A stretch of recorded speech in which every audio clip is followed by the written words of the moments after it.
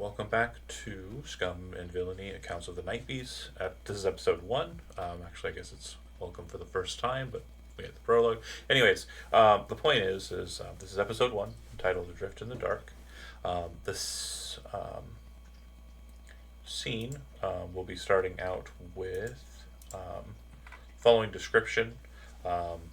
They are flying in space.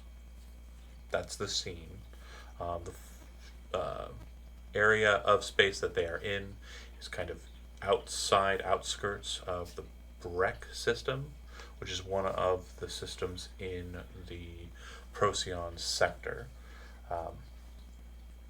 The flight controls blare an alert in the bridge, the Urbot signaling an unknown craft in the Serenade's flight path.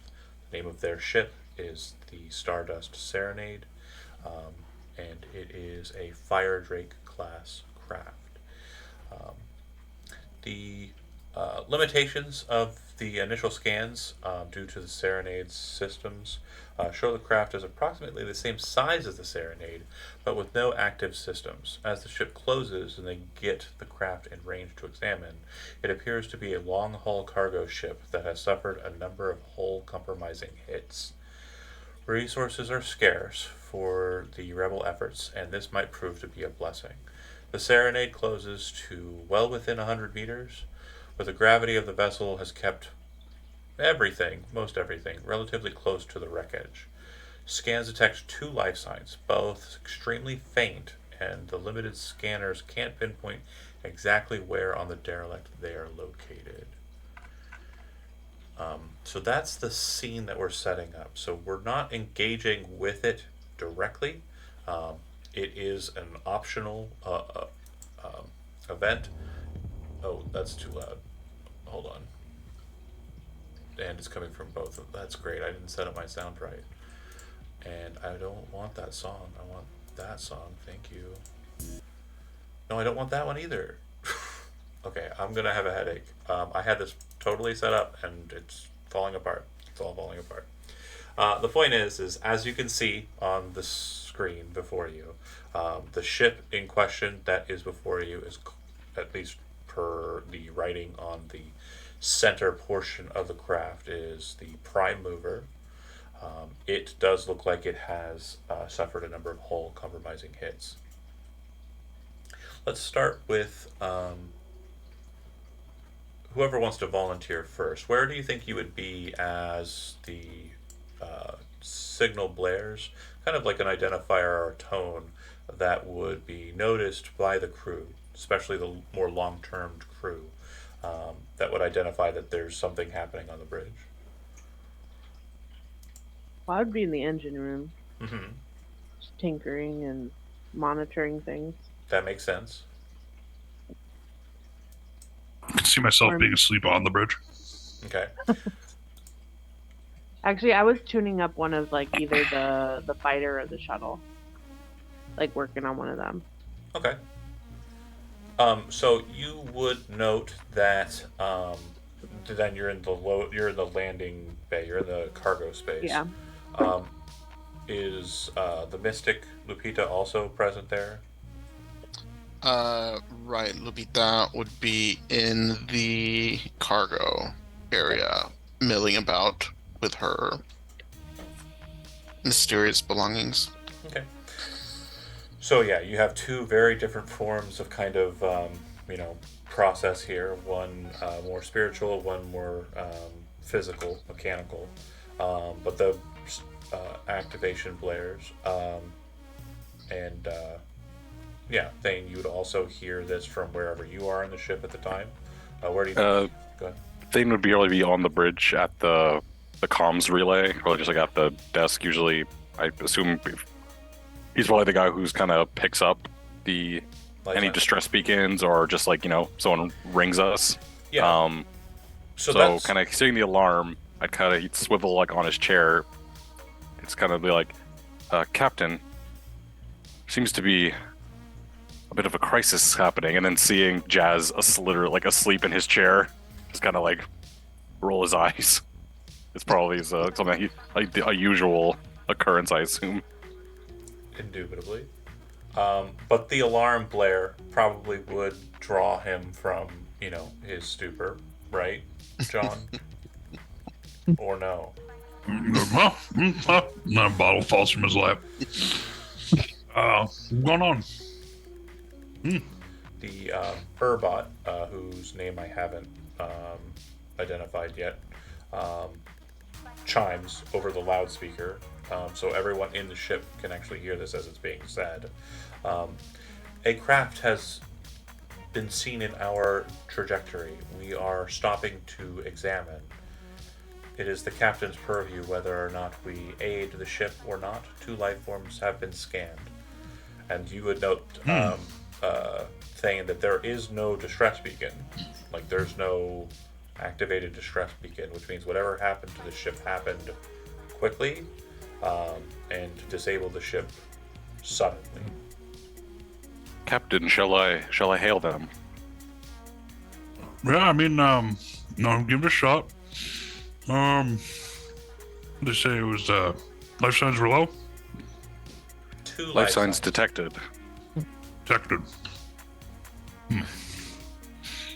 And we can visibly see the damage, right? Yeah. On this. So, looking at the ship, if you run a quick scan of it, the Urbot will, if you ask the Urbot more information regarding this ship, they'll bring up a council hit, and it'll show the information regarding the prime mover that is available. The ship looks like it is an interstellar cargo carrier superlifter, so it carries a lot of cargo containers. Speed is relatively common for sublight. Very large carrying capacity for size. The passengers are typically loaders that are put into cryostasis, or they're passengers who wish to be taken from one place to another with no issue, so kind of like a transportation process. The crew size is about 12. That's the people who are actually required to man the ship while transport. And you can see the kind of stats that are kind of present on there. The one thing that you are noticing is that it does have in at least somewhere on the ship, a long-range communication array, which that by itself could be useful for your ship. Is there any way we can pull manifest? Unfortunately, no. So yeah, you'd have to get on board the ship and go to its ship's computers. Now, one thing we didn't discuss last time, but I do want to cover here. I'm going to pull us to the interior, and obviously you'll note that I have updated the color scheme, and also damage properties of the craft. But if you look here in the center of the ship towards the back, you'll notice 6 suits. These are EVA suits, for extravehicular activities. So if you wanted to spacewalk, you could. You could also pilot the fighter, which has been added as well in the loading bay. Or you could drop the shuttle and fly it over and then depart it with EVA. I'll move us back to the derelict.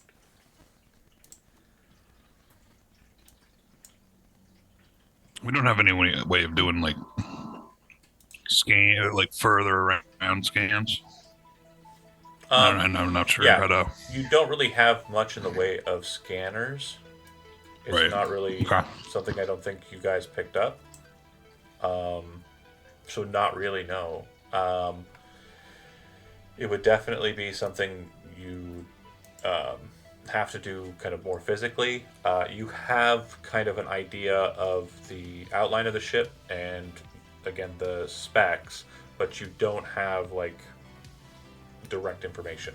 Your scanners are so limited that you cannot pinpoint. Oh, I see. Right. And more of it's more like it's more like Tesla, the automated controls. They'll tell you there's a kid there. I won't hit into it, but they won't tell you it's a kid, right? Okay.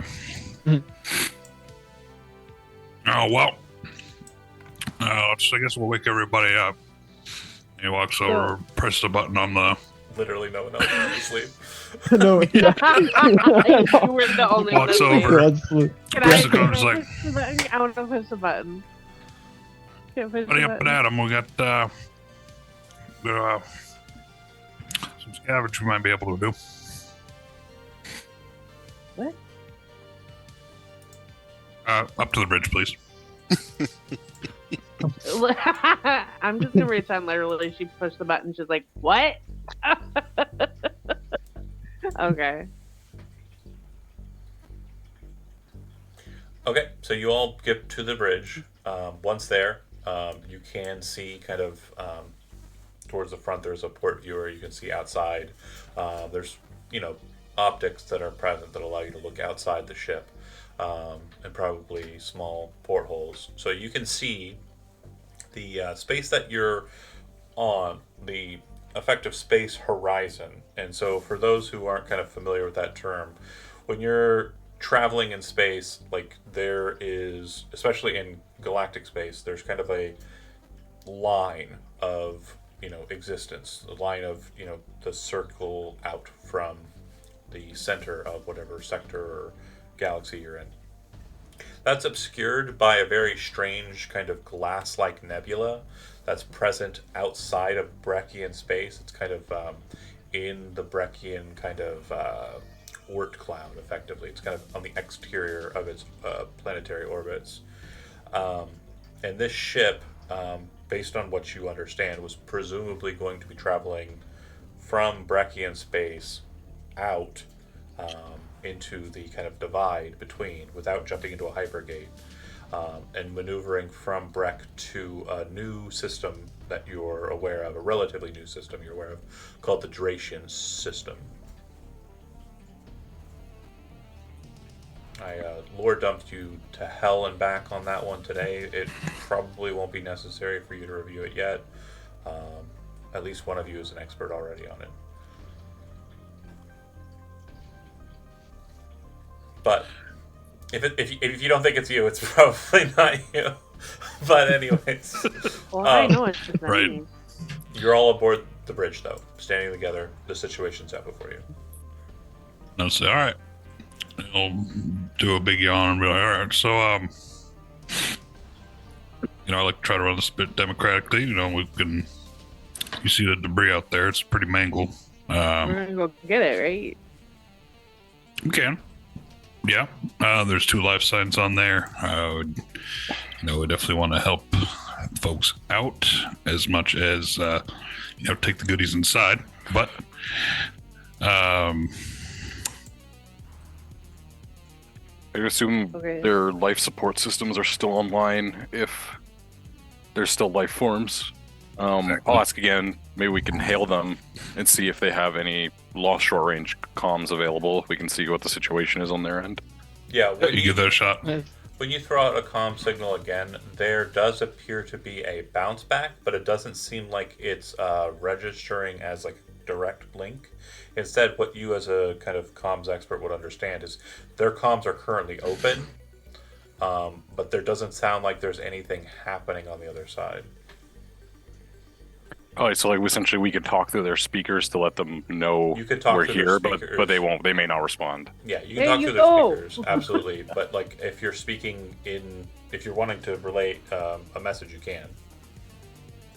All right, I will essentially open mic it to the captain and let him know our intentions. Hello there. This is the captain of the Stardust Serenade, Captain Jazz Stone. We are going to try and board, and I'll look around. Look No reply. around. We're gonna go get them. All right. No name. All right. Anyway, only thing we ask is don't be dicks. Don't be whatever. We'll try to help you out best we can. I mean, they may be hostile. Yeah, don't be hostile. We're gonna Well, help are we out. closing Again. the comms? Are we having this conversation over open mic? Over the comms. Okay, yes, we're that crew. All right. All right, well, see you soon. Love you. Bye. And he hangs up. I mean, if they shoot at me, can I shoot back? Yeah, if they shoot, we'll fill it out. We're gonna fill it out. I mean, just You know, if they don't look hit the tech, weird, guys. Like, If we're- don't hit like the actual and like tech though. we all don't need to go. I definitely want Wait, the are big you boy saying I can go? and the medic. You can go if you Okay, want to. That's why I was before saying, looking back, being like, if you want to go. Yeah, okay, good. But I definitely want big boy, and I definitely want the medic to go. Anybody else? Wonderful. Yeah, you'll probably, if you want, you can have the engineer scope it out from distance and try and see if there's anything externally that's like, pretty cool. Love that. Or the engineer can come and check out on site, like what's available there. It's entirely up to you folks. Yeah. Is the comm system you mentioned, is that like a big piece of equipment that we can visually see from the outside, or is it like an integrated system that we'd have to like extract? Yeah, so it's probably an integrated system. The engineer's probably thinking that that system is most likely located up towards the front, where the piloting happens. So that would be the place to look. That location is also more than likely the best location to locate logs or locate a manifest regarding the craft. The center portion, the larger kind of circle portion, is more than likely a kind of loading area, but also possibly a like residential area, or like an area where people can kind of congregate who are not in cryosleep. Make sense? Yep. Yep. Okay. So, Captain, sounds like you've decided it's going to be you, it's going to be the Stitch, and it's going to be the Muscle, right? And Dex, if you want to go, you can go. If not, you can let us know if you find anything with you sweeps. While they're kind of talking about this, obviously, Lupita, you're there. And is there any questions that you want to ask that you might be thinking about? Right now, Lupita is observing. There's nothing about this right now that's demanding her intervention. Okay. I think she will probably try to hang back. So I guess narratively, what I'm asking, and this is again our first time, so we're kind of feeling. Yeah. I just want to make sure everybody understands. Like when I ask kind of these vague questions, what I'm asking is for like, how do you want to inject yourself into the narrative a bit? So obviously, as the mystic, you have like certain senses and kind of attunement that's kind of present that others might not have. You were told there are two life forms on the ship. There's no roll or anything necessary, but are you going to kind of like, would your character kind of be like trying to see if there are indeed two life forms and what you might be able to tell about them? Maybe they're way users. Yeah, so mechanically, I don't know how that works. So if I can narratively try to, like open my mind to the way and see if there's a ping, she would absolutely do that. Yep. So in free play, there isn't really much of like a role dynamic or anything. Oh, this song is a little too loud. We'll be having a lot of fun with the music, by the way. So there's no like narrative, or there's no mechanical beat for that in free play. Okay. So you kind of reach out with your mind, kind of entering, slipping into the way and kind of allowing it to guide you to the ship. And one of the life forms that you detect appears to be in a dreamlike state. This individual appears to be attuned as well. It seems like they personally have a great amount of kind of way presence about them. Based on the sleep-like state or the dream-like state, your presumption is after hearing they were in cryotanks, that person might be in one of those. And then the other one is this strange thing. It's almost as if there's a blot, like an absence in the way where the life form is, right? You're able to sense the first life form in the way life forms kind of have their own signature. But this other thing, which you presume is a life form, it seems to be blotting the way from it. Like it's a null space. Okay, so I'll hold my hand up and kind of give like a little bit of a like Raven Simone having like a flash forward vision kind of moment. And then like so y'all will probably be used to seeing me do something like that. Yeah, Dax is literally just like, okay, What's waiting. happening? Yeah, it's like it's downloading, and then she'll say, "I can sense the life forms I can sense the survivors. One, I'm assuming is still in cryo sleep. The other is strange. A Don't like void." that. A void rather than a true a true form in the way. I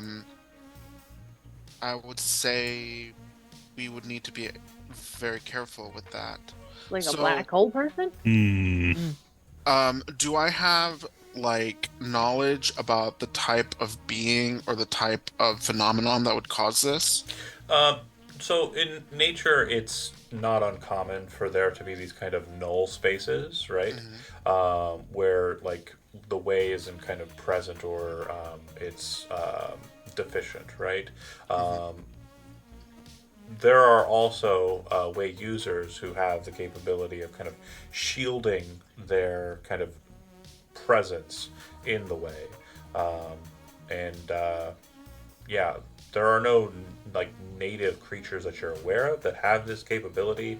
It's a pretty powerful technique that needs to be kind of administered, that needs to be performed by a very skillful way user. You're familiar with a group known as the Seekers, who have ways of kind of piercing these kind of voids that are put up. But as you are not one of them, you aren't terribly familiar with the techniques to kind of pierce the veil here. Okay. Okay. So I think I want to go with all of you. This is something that you may not be able to deal with using only guns. Shit, the more the merrier.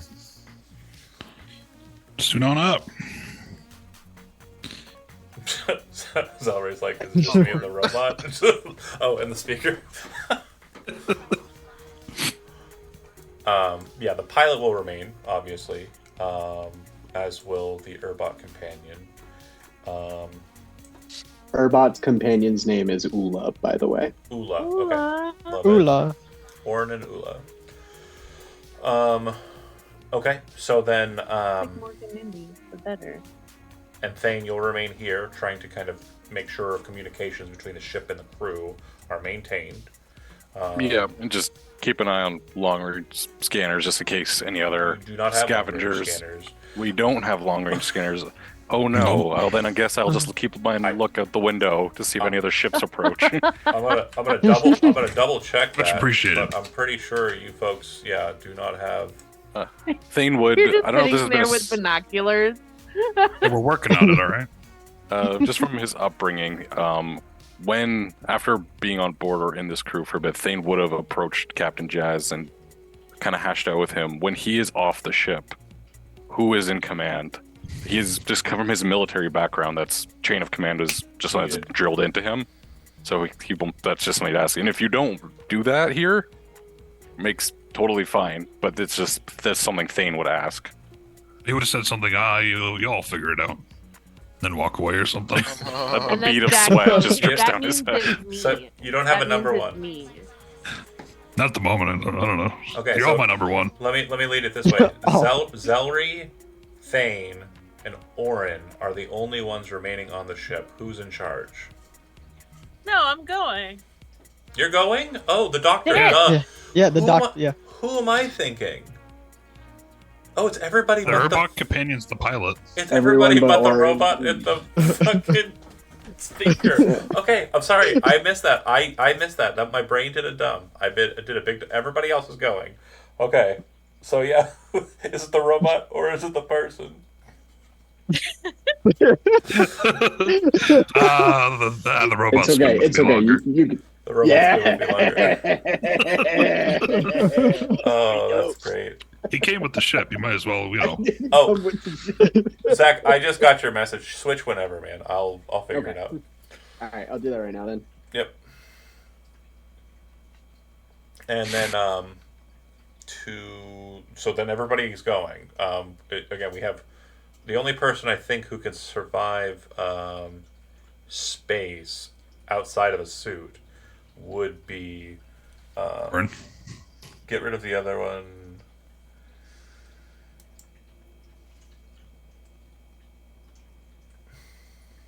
You gotta get rid of the other one. Okay, cool. Everything should be good. All right, perfecto. Okay, so yeah, the Urbot could technically survive in space, but everyone else is going to require EVA suit. Based on what you can see of the ship, the whole being as compromised as it is, there is probably not going to be much in the way of life support. So yeah, you're probably going to be tromping around in your suits the whole time. So, love it. You can. Does everyone have a spacesuit? There's 6 total on the ship. Yeah, we got enough. Okay. And pilot comes with his own special customized spacesuit. Yeah. Plus, I mean, you're a robot, so I mean, you can breathe in space, right? No, but I can use that as cover.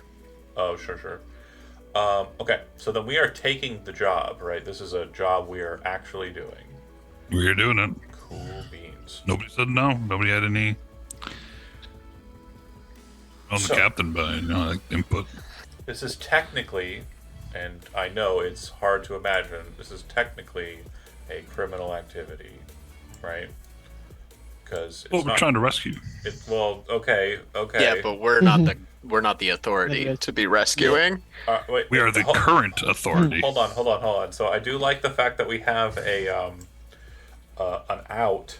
That's fine, but I just want to make sure: is our real goal here to help people, or is our real goal to acquire goods? I just need to know that for certain. That can't be open-ended. It can't be open-ended. Yeah, it's got to be. Well, I know what my goal is. Like, if getting the goods is, like, the primary thing, which, in my opinion, it is, because, like, it can be both. It is. But it is, right? Like, we're here for the goods. Okay, cool. Yeah. And so the type of job that we're dealing with here, because we do not want to, we just want to kind of engage it. What was our, as a team, what were our things that describe us? You are daring. Okay, I guess that works. Well, what else? You mean like muscle mystic? There were other things. Where was that recorded? Is that on the ship? It's on the ship, if I remember correctly. Yeah. Oh, maybe it's not. Okay, just daring. Yeah, just daring and the reputation. There it is at the top. I mean, as rebels and people that like are, kind of like for the people, I think it would make sense to put protecting human life or protecting life at the top. Does anyone think I otherwise? hard disagree. We are rebels fighting a cause and we need equipment to fight that cause. It's more important that we have the equipment to keep fighting the good fight than to save 2 random lives that might not even provide value to us or our rebellion. Plus, you don't even know if the ship is You said the one was in cryo, so that person's right. We have no and you said identifiers the other one on was these weird. life forms. So I don't want to prioritize their retrieval.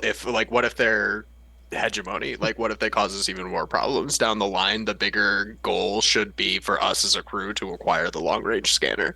I'm not saying we go in and we ice the fucking life forms. You know what I mean? I don't want to go in and just pop caps, weird but void life forms. we can if that should be our secondary goal. If we can save them, great. But to be sure though, if the null is something that you feel, Jijo, is like very important and something that you want to have the crew focus on, that be the goal, like find out what this is, find the source and determine what it is. This could be determinately a special mission instead of a criminal activity. And that's because you're focused on the mystic kind of then we're pursuing that too. That's fine if you want to pick that as the primary goal, but that seems like a better focus for us as a crew for our primary goal, and then set the secondary goal being retrieving the life forms if they're retrievable. Yeah. No, I think I totally absolutely agree with the idea that claiming resources for the cause is more important than anything else. So yeah. So we're looking at a so this is I would say you're not really doing violence. You're kind of wanting to get onto the ship, leave no trace that you were here, exit with the stuff that you got, right? So this would be like covert steal. Infiltration, right? Yeah. Is what we're looking at. We're on page 148 in the planning and engagement section of the book, right? 140. And so the detail we've kind of discussed, we've definitely worked that out. Your item loadouts will include the EVA suits, and I'm sorry my music keeps not wanting to work. But yeah, just gonna have this one go for a little while. So yeah, is there anything in particular that folks want to be bringing with them that they have in their kind of gear and the like? Medkit. Medkit? Blasters. Yep. Armor. Oh. Which would be those suits. Okay. Melee weapon. You'll bring a melee weapon? Okay. Yeah, same. Sure. How many things can I bring? So you can bring 3 things and you have a light loadout. You can bring 5 things and you have a normal loadout, or you can bring 8 things and you have a heavy loadout. I think the spacesuit counts as 2 things too. Yep. It does. Spacesuits auto 2 things. Wait. Oh, when I was building my character, it said I had normally had a 5 load. So right? It doesn't each thing is either 1 or 2 loads, and you can carry 3 loads and have a light load as a character, which means you can move faster and react faster. You can carry 5 load and have a normal reaction time and be able to move a normal speed, or you can carry 8 load total and have a slow reaction time and slower movement speed. 100%. So if you as a character need to decide if you're going to be fast and loose with a light equipment and light gear, or if you're going to be a tank who gears up with heavy armor and carries the bag with all the shit on it. For the Mystic, I think that just the body armor, or just the spacesuit and a melee weapon would be sufficient. And that's probably all you need, yeah. I have 2 dots next to my melee weapon. Does that mean it's worth 2? That means, I think, is it 2? I don't know. Hold on, let me look at the Mystic. It's worth I've not looked. It's worth 2, because I have a med kit and it's worth 2. Okay. Yes. Fine melee weapon is 2 load. It says it on page 84. So I'll have to be at normal load. Yep, and you'll have enough space to stay and normal. You have space for one other thing, so you could grab... Or you could grab something on the ship. And not compromise yourself. Page 82. Because you can leave the artifact or any of the I could pick something up from the outfits. ship and bring it back. Yep. Yeah. Yep. Okay, cool.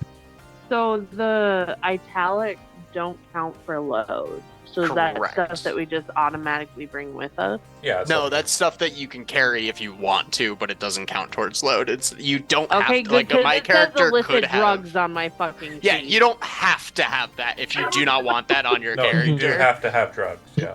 Why wouldn't I want to have illicit drugs on my all person? the time. Also, it says genius pet. Wait, Dax, do you have illicit drugs too? Yeah. Yeah. Oh my god, are we friends? Yes! We are definitely getting high together. For We love to see sure. it. That's why we're You always guys- in the cargo bay. You guys smoke Okay. med sticks too? So I will bring Smoke them vision plastics. enhancing goggles,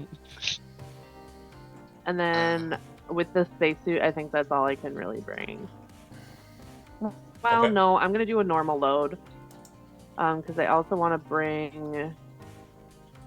Would hacking tools make sense? It's not a bad idea if there's some security. Yeah. Okay, I'm What's bringing the loaded dice, forged fine documents. hacking rig?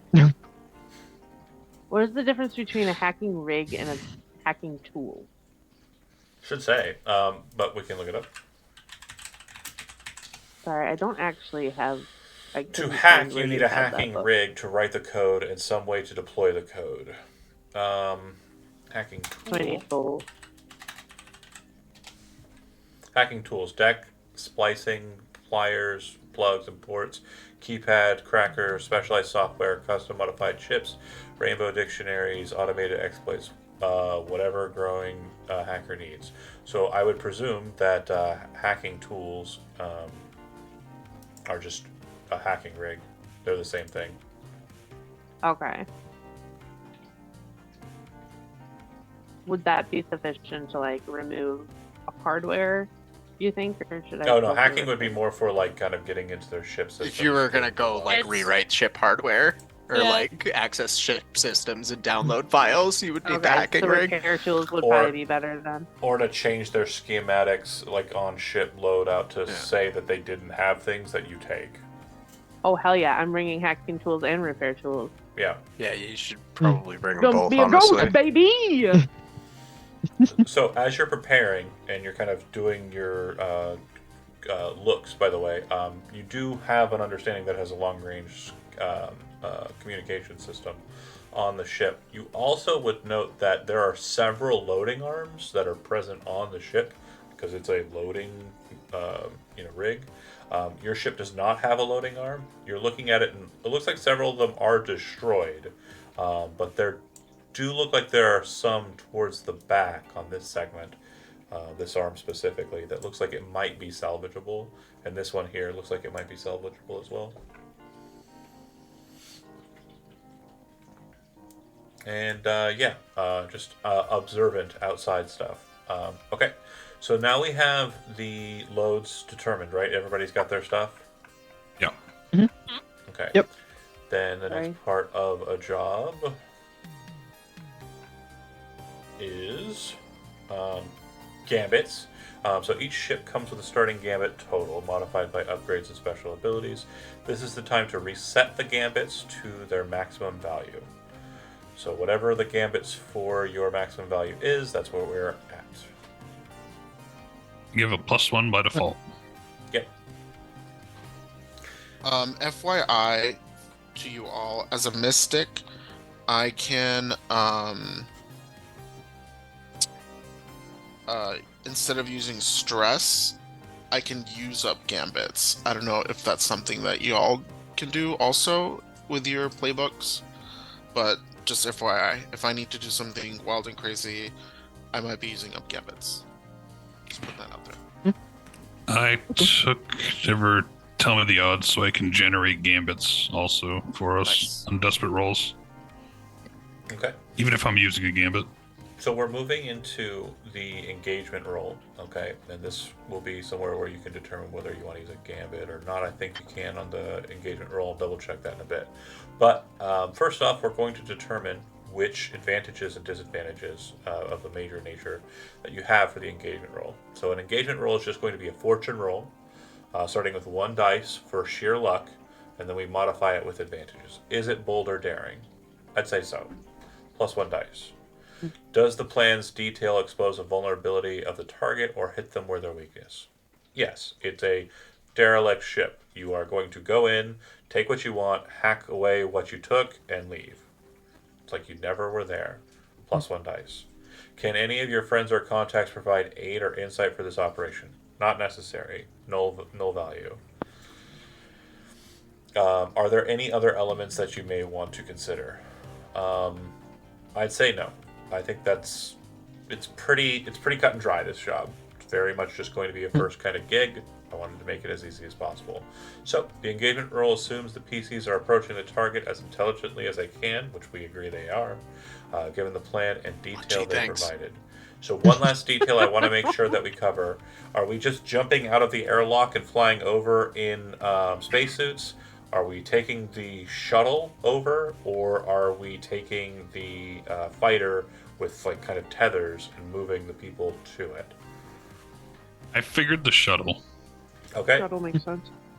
Do you want me to pilot the shuttle over? And just leave Thane on the ship. Can leave Ula with him. We'll leave him with this There we Slinky. He'll have Ula. She'll keep him company. All right. Yeah. That's good. That's good. Yeah, that's good. Yeah. And she can always pilot that ship independently. And now he's in command, so that makes sense. There you go. There you go. Finally, I've been waiting Congratulations. There you my go. whole What career you for this fucking wanted, moment. babe. This is it.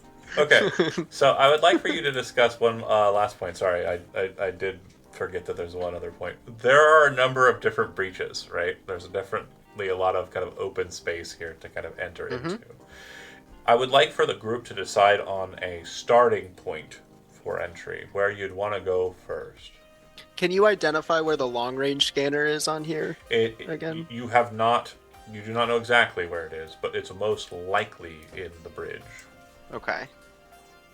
I want to be closest to the bridge. And the life forms were also close to the bridge? You do not know where they're located. Your we don't scanners are have limited. specific locations. Okay. And Lupita has, like, the way that I imagine the way kind of operating is like scrying. So, like, she is seeing they exist and kind of seeing how the way kind of operates around them, but she can't, like, point on a map where they're at. Right. It's not So yeah, we have like this entry here or this entry point here. Would be my two recommendations.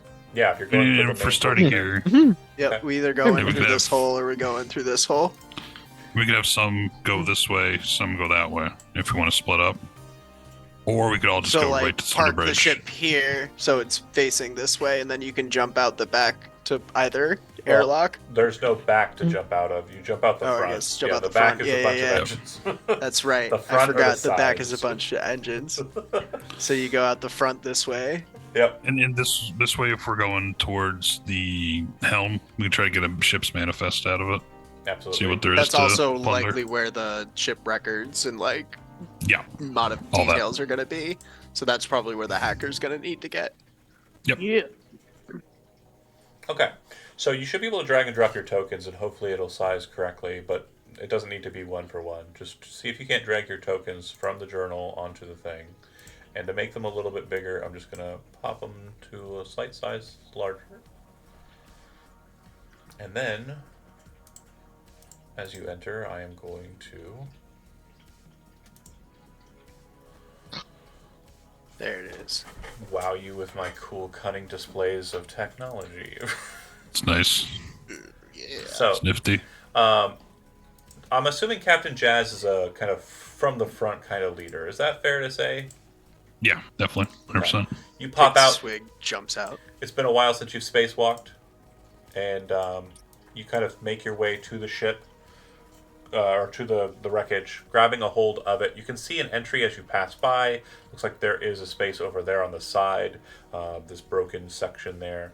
You land inside of the space. Your magnetic boots kind of seal down to the floor, but you notice that there is some sort of residual gravity present inside of the frame of the ship that appears to be coming from the anti-grav determiners inside of the floor of the craft. Looking inside this first hallway, you can see what look like a number of articles kind of on the ground, kind of displaced. The first thing you see is what looks like a servo robot, like right near you, and it appears to be just dormant, static, just not moving. A couple of lockers nearby, and then it looks like a couple of bags that look like they were kind of hurriedly kind of grabbed, but they appear to have just been dropped and left behind. You can see the door to the bridge space. You can see that there's a door that goes towards the back of the ship, and it looks like there's a door that heads out that way toward the right side of the ship. whatever that would be in ship talk. But these doors are not closed all the way. They all seem to have about 6 inches of a gap, either between them and the frame or between the 2 door sections that would slot together. Okay.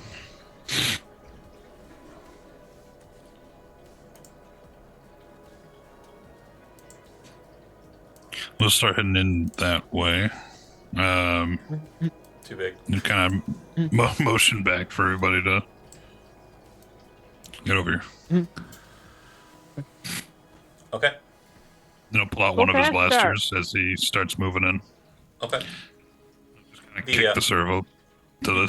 When you kick the bot, it actually detaches from the floor with kind of a, like almost like a magnetic kind of, and then it kind of hits against the wall and then just kind of drops back down. Like it's almost as if it kind of bobbled, hit the wall, and then kind of stood near to where it started. Huh. You approach. That's a neat trick. The pack on the ground, it's pretty stereotypical of what you have in your own life seen. It's a standard workers pack or laborers pack.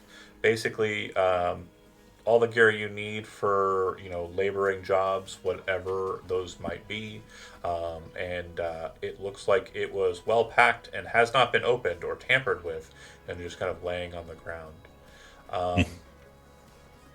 It doesn't look like there's any signs of conflict or combat as well. Something you'd be kind of paying attention to. And since we are now in this first bit of the engagement, before you round the corner and enter into the space, I'm going to have you roll an engagement roll. So we have the +1 for sheer luck. We have 1, 2 for advantages. We have no disadvantages. So whoever wants to roll a luck roll or a fortune roll with 3 dice. Where do we do that? That's the captain, isn't it? And I think it's on the ship, isn't it? Is it on the ship? Oh no, it might be on your sheet too. Yeah, their fortune rolls can be rolled for most everything, I think. Dice 3 notes. Input value And then notes. you can spend gambits to. I think you can spend a gambit to add 1 dice to the roll. No, I'm just gonna do the 3. But it says input value notes. I think it's just +2 dice for. It shouldn't be any notes, I don't think. It asks you how many dice, right? Okay. So you rolled a 1, a 2, and a 3. Wow. Okay. Yikes. Great. Uh-oh. That's great. That's great. So That's great. Uh. Bad result. You are in a desperate position when the action starts. So describe it. Yeah.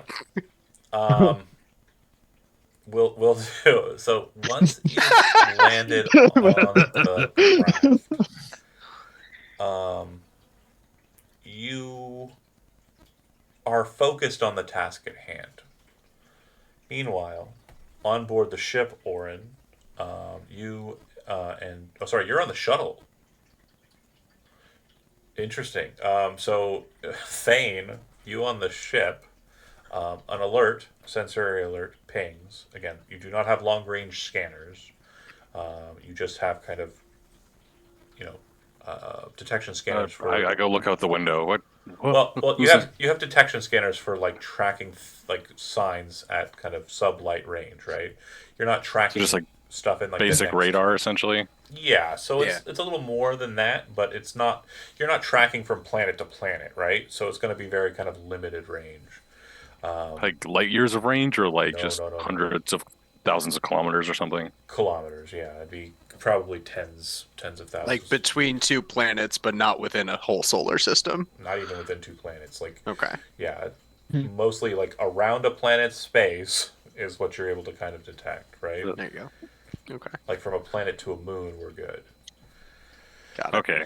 So it's not essentially something. If it's something hot, it's almost like not even enough time to make a move if it's coming at you fast. exactly right. Or is it just enough time if you act fast? Well, it depends on how you act, I guess. And since we're in a bad start to begin with on the engagement, we will be boy dealing with that. So, what you notice is that the Urbot, Ula, right? That's her name? Yes. Ula. Yep. Yeah. She says, detection. Hegemonic ship detected entering into the vicinity. A rebellion is Claymore over class. Sergeant. Attack cruiser.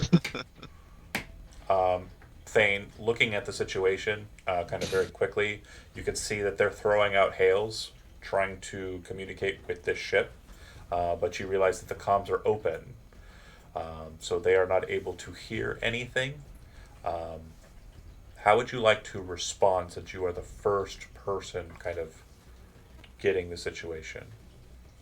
Did any of you take a communicator with you? Yeah, obviously we've got communicators. Well, that's a communicator is a thing that takes up a. It takes a built spot into up. the. It should be built into the shuttle, but it's probably not on all of them unless they took a communicator, which is a load, Sure if I remember did. correctly. You can communicate Oh with my the shuttle. god, why The are we first like thing, this? like obviously in my perfect mind, Captain Jazz has a communicator and I talk to him. If he does not, then I hail the shuttle and talk to the Urbot. Does Captain Jazz have a communicator? Nope. Okay, so then you directly contact Orin. I didn't know it was a thing. Orin, we have Claymore class hegemonic battlecruiser incoming. Seems like a problem. It can be. I would need authority from Captain Jazz if you'd like to, how do they say it on the Outer Rim? Attempt to bullshit our way out of the situation. I shall see if I can hail the captain. Not us playing telephone on day one. Start flashing the light. So what you would know, and Thane, you would also know this. You could communicate with the captain, but if you do, you're doing through the open comms of the ship, which they are also connecting to. So you'd basically be jumping into a group call with the hegemony and the captain, right? Because they're on the ship. Yep. The comms would display there. Okay, so while you're thinking about how to deal with that situation, and the people who are on the board of the ship are not aware of that, but will be shortly. So you enter into the space. Jazz, are you moving into the command room? Okay. So once you get in there, you can see the displays are off. They're cold, but they do appear to have power running to them. They're basically on like a standby mode, right? You can see that there's a pilot section, there is a comm section, and then there's the captain's seat, which is very determinately cool. While you're entering into that space, are you signaling for other people to do other stuff? Yes, I'd have one check down here. Okay. I would like Tarash to do that. Past that, say someone keep watch here. Then have the engineer with me. Okay. So you walk over to it. Like I said, the console's cold, and you kind of look it over. You power it up. Thane, you're picking up kind of crackles and kind of pops and sounds, as it seems like sound is coming from the ship, from the prime mover, and you're pretty sure that it is being detected by the hegemonic craft, the Claymore class battlecruiser. Tarash, you move down towards this hallway. You can see what appears to be scoring of kind of like a deep, impressionable nature. Being kind of a bit of a fighter, you understand that this does look like heavy kind of turbo laser fire or coherence cannon targeting that has blasted this frame from that frame. You can see that they're kind of connected just barely, and you can see that they the path kind of leads on past two stations which appear to be very technical. and very, you don't know exactly what they do. Probably ship specific, maybe arm controls for the bays outside. But it looks like this is some kind of lobby or space like on the opposite side. Do you want to hop over or stay close? You know, let's go hop over. Right now, we're down here. Lupita, as you kind of move towards that space and stop, as Terash kind of moves that way, you can feel like it's almost like a direct line for you, right? Terash is emitting kind of an essence of life, right? And then straight down the way from the way from them is this feeling of a life form somewhere in that vicinity. And then the null void, almost as if it's like a direct line kind of toward the back of the ship, appears to be beyond that, towards the back, near the engine room. Whoa, how'd you get over there? No, I didn't mean to do that. No, I know, because I moved. I snap pinged it. Oh. No. Oh. Yeah, when I snap pinged it, you were holding it, and then when you let it go, it was somewhere else. It's fine. Oh, I see. So, how would you like to proceed, Lupita? Do you wish to maintain your position here as you were instructed to do, or follow after Terash? You're muted. I won't let my colleague run off alone. Let me come with you. I sense the living nearby and the void further down. Okay. Zellery, you overhear that because obviously the communications between between the spacesuits are kind of radio, right? It's like you can kind of communicate with the other people in the spacesuits. So, yeah, those comms are not unheard. Do you want to follow after Lupita and Terash, or remain here with the captain and the engineer?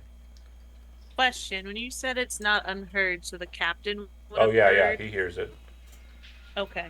I will then say, Captain, is it good if I follow? It seems that they found the life form. Yeah, go stitch them up, or whatever you do. Okay. Great. So, back on board the ship. Thane, you were wanting to try and engage with a bullshit roll, which, if I understand correctly, we would fall into kind of actions happening. So you are wanting to...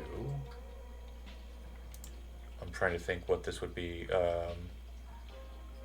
Could be consort. Consort is what I'm thinking. Could also be sway, but I like consort. Could be sway. Again, you as the player determine what you want to do, though. I like to consort. Okay. So you're going to play it off like you are them, right? Yeah, we're just a hegemonic ship in the area. We got here first. We'll take care of it. Don't worry about it. Fake transponder with fake codes. Yep. Yeah. So you get the hail. Good luck. The respondent, the other person on the other side, says, identified, send your transponder signal over immediately. And then you would begin talking. What would you say to kind of initiate conversation with this person? Did they send over what their ship is called or any identification, or is it just the glass? So, yeah, you have they're in scanner range, so you are able to identify them to a degree. Not their ship name or registrar or anything. Again, that's not a power you have.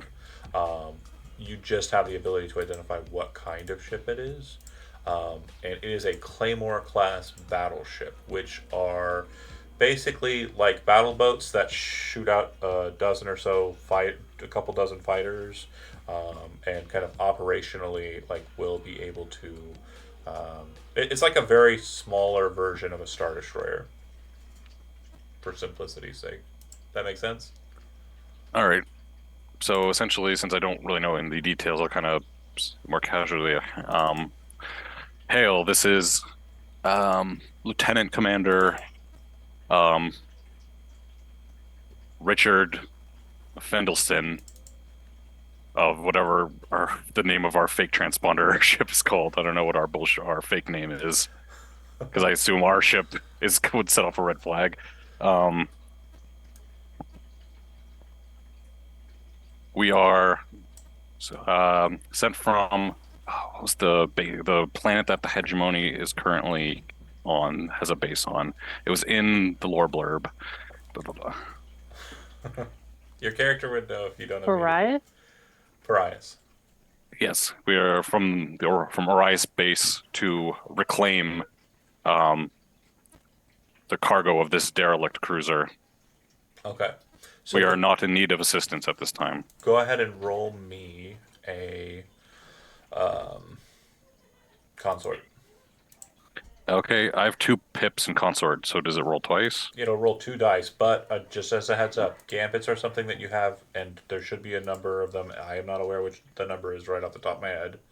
2. It's 2. Those are 2 free dice that are kind of hanging out, right? That you can spend at any point, and certain things can cause you to regain gambits, right?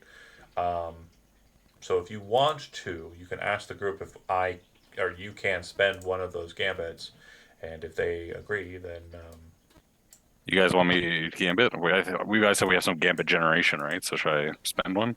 I think we should. Yeah, do it. Yeah, do it. Yeah. So we'll get 3 dice. Die during our first mission. yeah, this is pretty Alright. great. We rolled 3 dice last time and got a 3, so like, do it. So should I add one more pip and then click consort?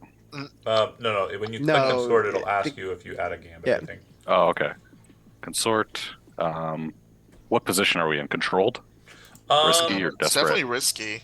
I think we're in a desperate position. Isn't that what desperate, we yeah. started in a desperate yeah, that's position? right. That's like I- specifically Yeah, I would say desperate. what we rolled. All right, we're in a desperate position, and then Unless you have like a bonus that changes a desperate position, because I like have a skill that could change a desperate roll to a risky roll. my one skill, or this is you are not affected by quality or tier when you bypass security measures. I don't think that Okay. applies here. No. All right, so I'm gonna do desperate, and then I'm gonna click submit, and then effect limited standard great extreme. What is Great. So we're getting into the details here. Hold on. Action. Bear with me here. So I would say that this is based on where we're at.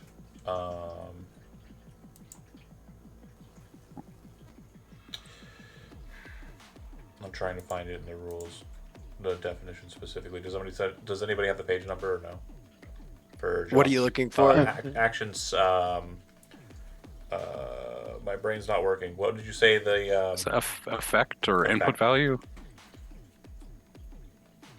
here we go. Actions. This is a regular action. We will get it, and once we do, it will be known.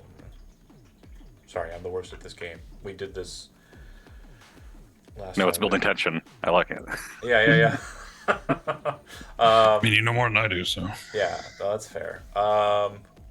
You're the captain. Whatever. You're doing great. I'm gonna say that. Read off the options again. So you get standard, limited, great, extreme. Oh, I get you. I think I know what that means. So standard. You're not limited in any way. You do have the gear to kind of help you out here, but you're not doing it from a kind of. You're not doing something for great effect. You're doing this for kind of a standard effect, right? Okay, so I'm gonna hit submit, and then bonus dice one gambit. Submit. Okay, so you got a 6, Hey. which is a success. Nice. Yeah. So you kind of tell them the situation. Wait, I'm seeing a 14. No. What? You a 4 plus 6 plus 4. It's not addition. It's you choose one dice. Oh, okay. Yeah. Sixes are good, ones are bad. 6 is a success. 4 Oh, and okay, 5 okay. is a limited. It's all success. clicking into place slowly. No, right? Say. I'm like, is this D&D? No. It's Warhammer. Yes. So you kind of spiel, right? And you throw out the pariah lie, like you don't know the truth of the matter. You do not have any kind of reason for that lie coming out. But once you say it and kind of finish it, they go, that's why I didn't understand your transponder signal. You're one of the older ships that was sent out there to staff out pariahs. Okay, if you've got control of the situation here, we're going to go ahead and orbit off of your situation. Let us know if anything happens. We'll go ahead and disconnect communications, but we'll maintain a line of communication with you at your ready. Thank you, Lieutenant Commander. Thank you. The Emperor protects. That's not what we say. No. I mean, It's not actually. He says, huh? Might be different out there in the Adration system, maybe. I don't know. Okay, so those of you who are on the ship, throughout the entirety of the ship, as you're kind of situating yourself, you hear that full conversation happen over the comms, like literally over the loudspeakers because the comms are open. So you literally hear Thane tell them, and you're like, Claymore class, what the fuck? And then, okay, we're going to go ahead and leave and we'll just keep an eye on you. Okay, bye. Beautiful. And fucking... Like, You're turning the computer on. You're turning the computer on. You're walking down this hallway. Things I'm solved it. just that entire time Dax was just getting like the console fired up. yeah, that's why I stay on the ship. Oh, good. Yeah, so you'll mark 1 XP in the attribute for the action you rolled, Steve. I believe he also gets a gambit because And, it's 6 on a risky. Yeah. Ooh, do I get an XP because I addressed a tough challenge with deception or influence? I'd say so. It's a speaker thing. I'd say so. Yeah, you definitely Cool. deceived the shit out of that ship. Your ship is an old... We did discuss it. It is an old hegemonic ship. Very old hegemonic ship. So that ploy was very well done. And then you saying Parias and throwing that out there could have gone either way, but because you rolled the 6, we went with the good way.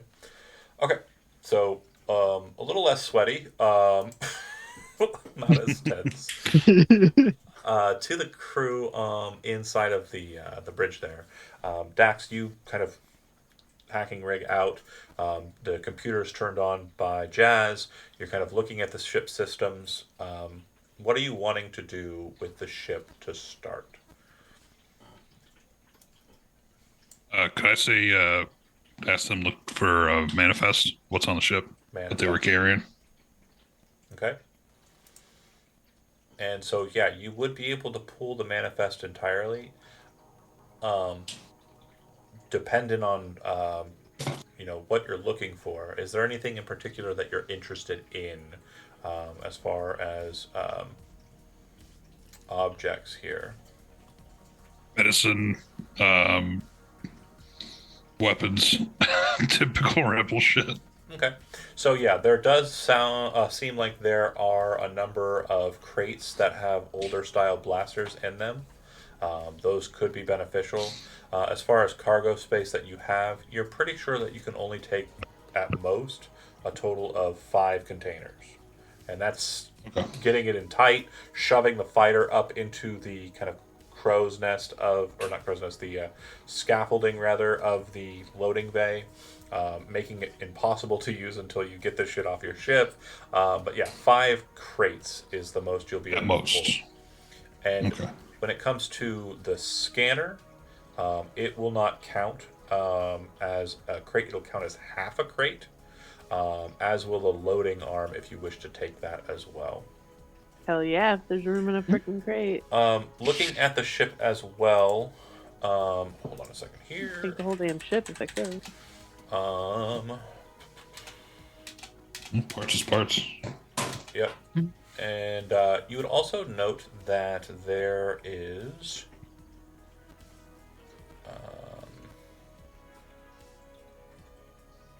an old style coherence cannon that is in one of the crates as well.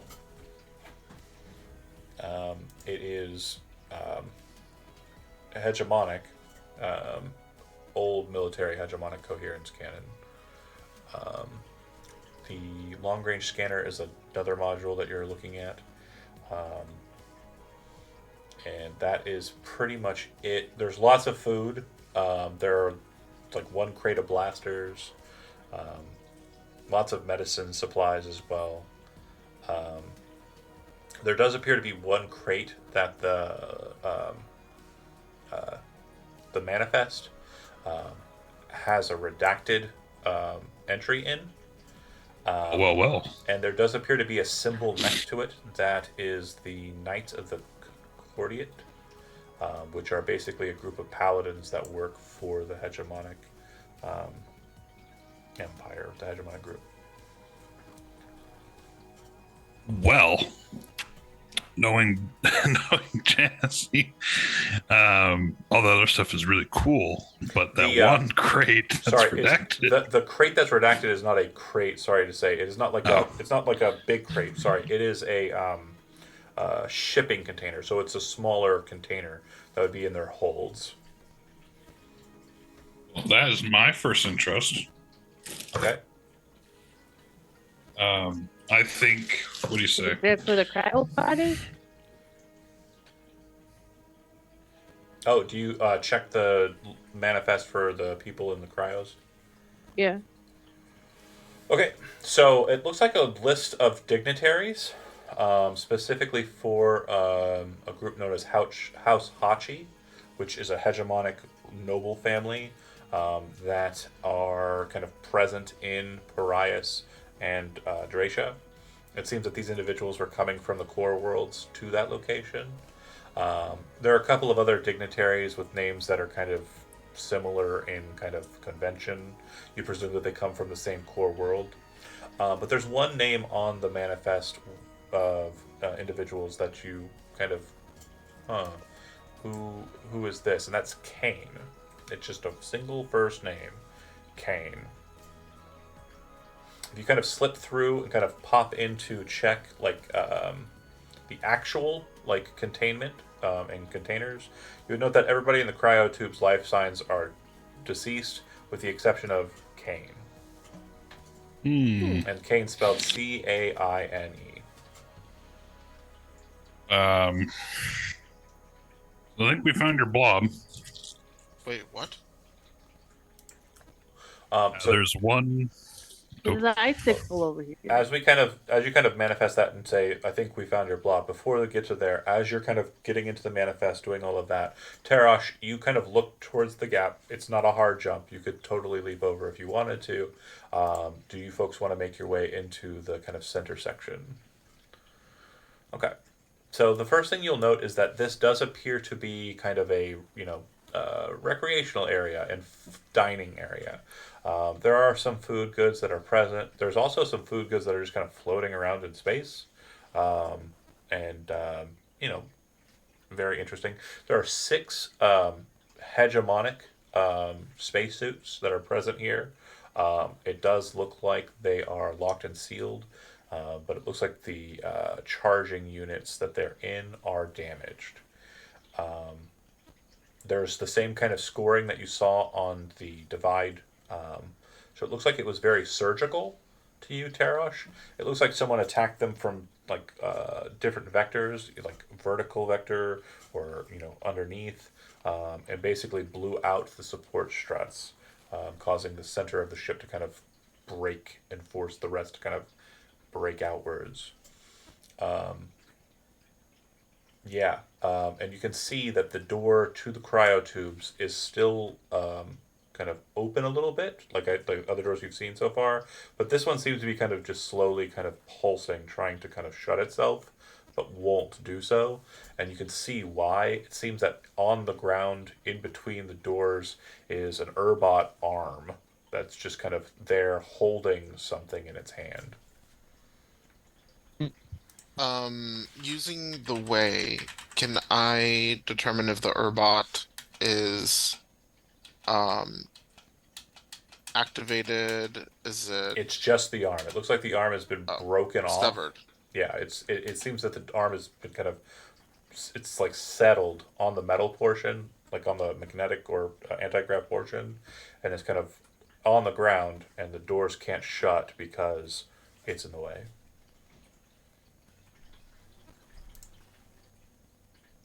Okay. Can Instead, I it's holding something. Oh, Yes, and it's holding something. It looks like a pipe.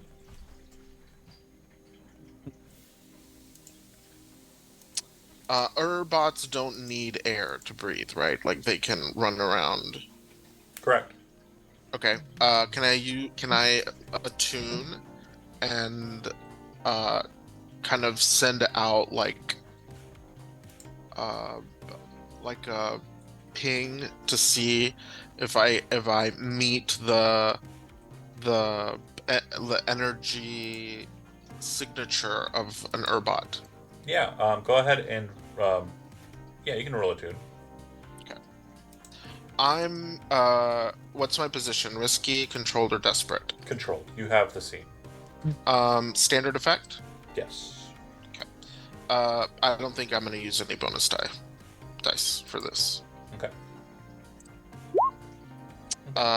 Three. So 3's a failure. You definitely can't get the way off of the arm.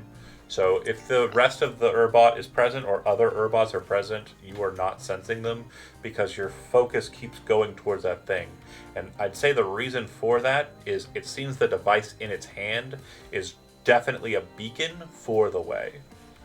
It seems like it's some sort of artifact that is potently powerful in the way. Okay. I'm gonna approach it. Not gonna touch it. Can I inspect it? Yeah, so you actually recognize it pretty much right off.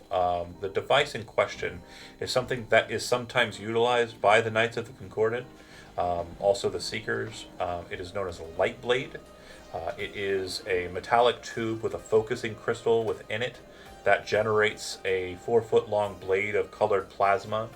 Yeah, over time the crystal will require replacement.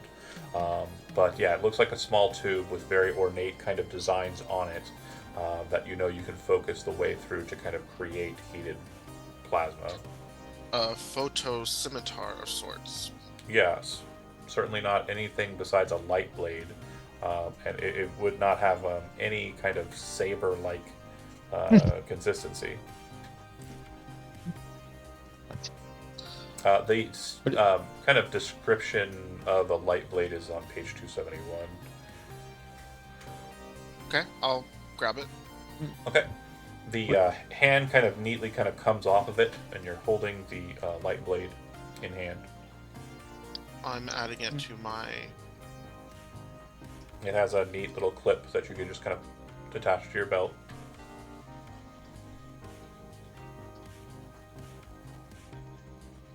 And through the door, as it kind of shuts, it shuts closed as you pull the hand out and kind of take the blade. It then opens back up fully, and inside you can see that this cryo tube here does not appear to have been compromised in the damaging. And inside is a man who basically looks like Andy, like Andy M, except he's more muscles. It's like a hot Jedi Andy. That's what it looks like. Okay. You're saying Whoa. Andy's So, not like, already if hot Chad and Jedi? Andy had Wait. like a robot baby. So obviously Andy is hot Andy, but what I'm saying is it's hot Jedi Andy. So Hot Jedi Andy. Hot Jedi. So it's just Andy wearing a beige robe. yeah, it's just Andy wearing a beige robe, right? Andy with midichlorians. What is it, midichlorians? With a goatee. There's a very handsome and scholarly-looking survivor in here. Do you want to check on his vitals? Yes, let me have a look. According to the display, and kind of using your med scanner, you can see that he is in perfect condition. It looks like yeah, he is. Yeah, he is. it looks like the oh my, somebody needs to have him watch this, or clip it. The device is working. Cryo tubes or cryo containers like this are independent systems that have regulators that continue to cycle their power. so that if you detach them, they could survive for like a couple of days by themselves. And this one is in the process of powering down, in that it has been detached for what you can determine, based on that knowledge, about 24 hours. So this happened about a cycle ago. If the cryo tube fails, then they die unless you wake them up, right? Yeah. And waking them up with the cryo tube failing is problematic. But he has another 24 hours to go, is what I'm saying. Is that something that it looks like we could transfer it to our ship and stabilize it? 100%. You basically can. It has its own anti-gravity metrics, so like you can just push it. It's like if you've seen like Empire. a trolley?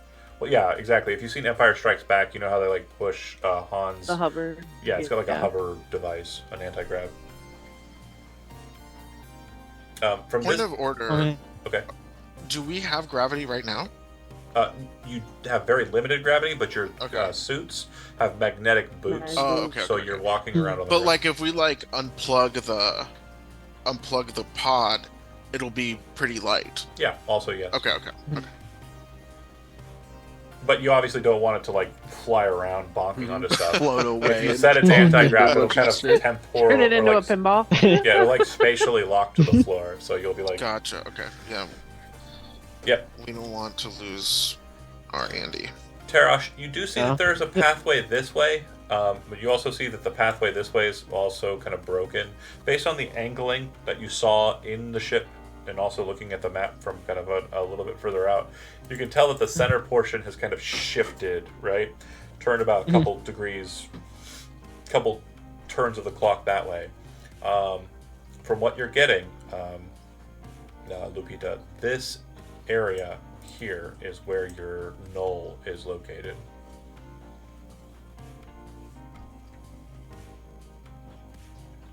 So I would. Can you ping one more time for me? Yeah, absolutely. Yeah. Okay. So I would. Everyone can hear this, obviously, right? Because we're all on comms together. None Captain. of us took comm. No, but we have we have the Radio. the localized comm. Yeah, you can talk to everybody Oh, that's okay. on the ship with you. Yeah. Awesome. Captain, do you, have you all secured the what were we in here looking for? Gear. Anything and everything. Anything. No, But something we, specific. The scanner, long range scanner. Well, I was gonna say. Yeah, that's what I'm working on. Yeah, a good point though. As you're about to contact him, he was contacting you, so he would have said, "What did you say again?" Because I was trying to connect it like. Right. What do you say, Jazz, again? I think I found your blob. There's a passenger named Kane down there. Oh. Single name Kane. Very mysterious. Have you made it your way? Well, we did uncover a survivor. We can probably transport him. The medic can probably explain it better, but we could probably transport him back. In Righty. the pod, there's quite a leap from here to the next section of the ship where the blob might be located. Any interesting details about Kane? No. Alive. He's alive. I mean, Just the fact that he's alive. and he's different from the rest of the Yes. people cargo. Yeah, everybody who's dead was like a noble of some sort. Which Netwin. He I might add. Right? Fuck him. Right? We didn't even have to do anything. Can we eat them too? Because they're rich. Yeah. Cannibalism Well, is on the other day. I don't think we're that hungry yet. They're, Cannibalism only on Thursday. Give it a few more years. you even eat? Oh man, now I'm sad I'm on the ship. I would have looted all their bling that they had on them. Does Kane's pod show that it's locked? Yeah. I mean, it's Okay. Yeah, it's sealed. You don't want to open it here. You'll die. Like you're in space. No, I don't want to Yeah. pop him open like a fucking soda can. Yeah. Yeah. Like you are in. Like there is no oxygen. There's no. But the We are the a fucking thing group. is, I love it. to get there, I have to make this 6-meter jump. Yeah. Do you have any So- tools that you brought with you that would help with that? Wait, we could just. How do we So know the, this is Here. Kane in this pod that we're looking at? Huh? Oh, you How do we don't. know?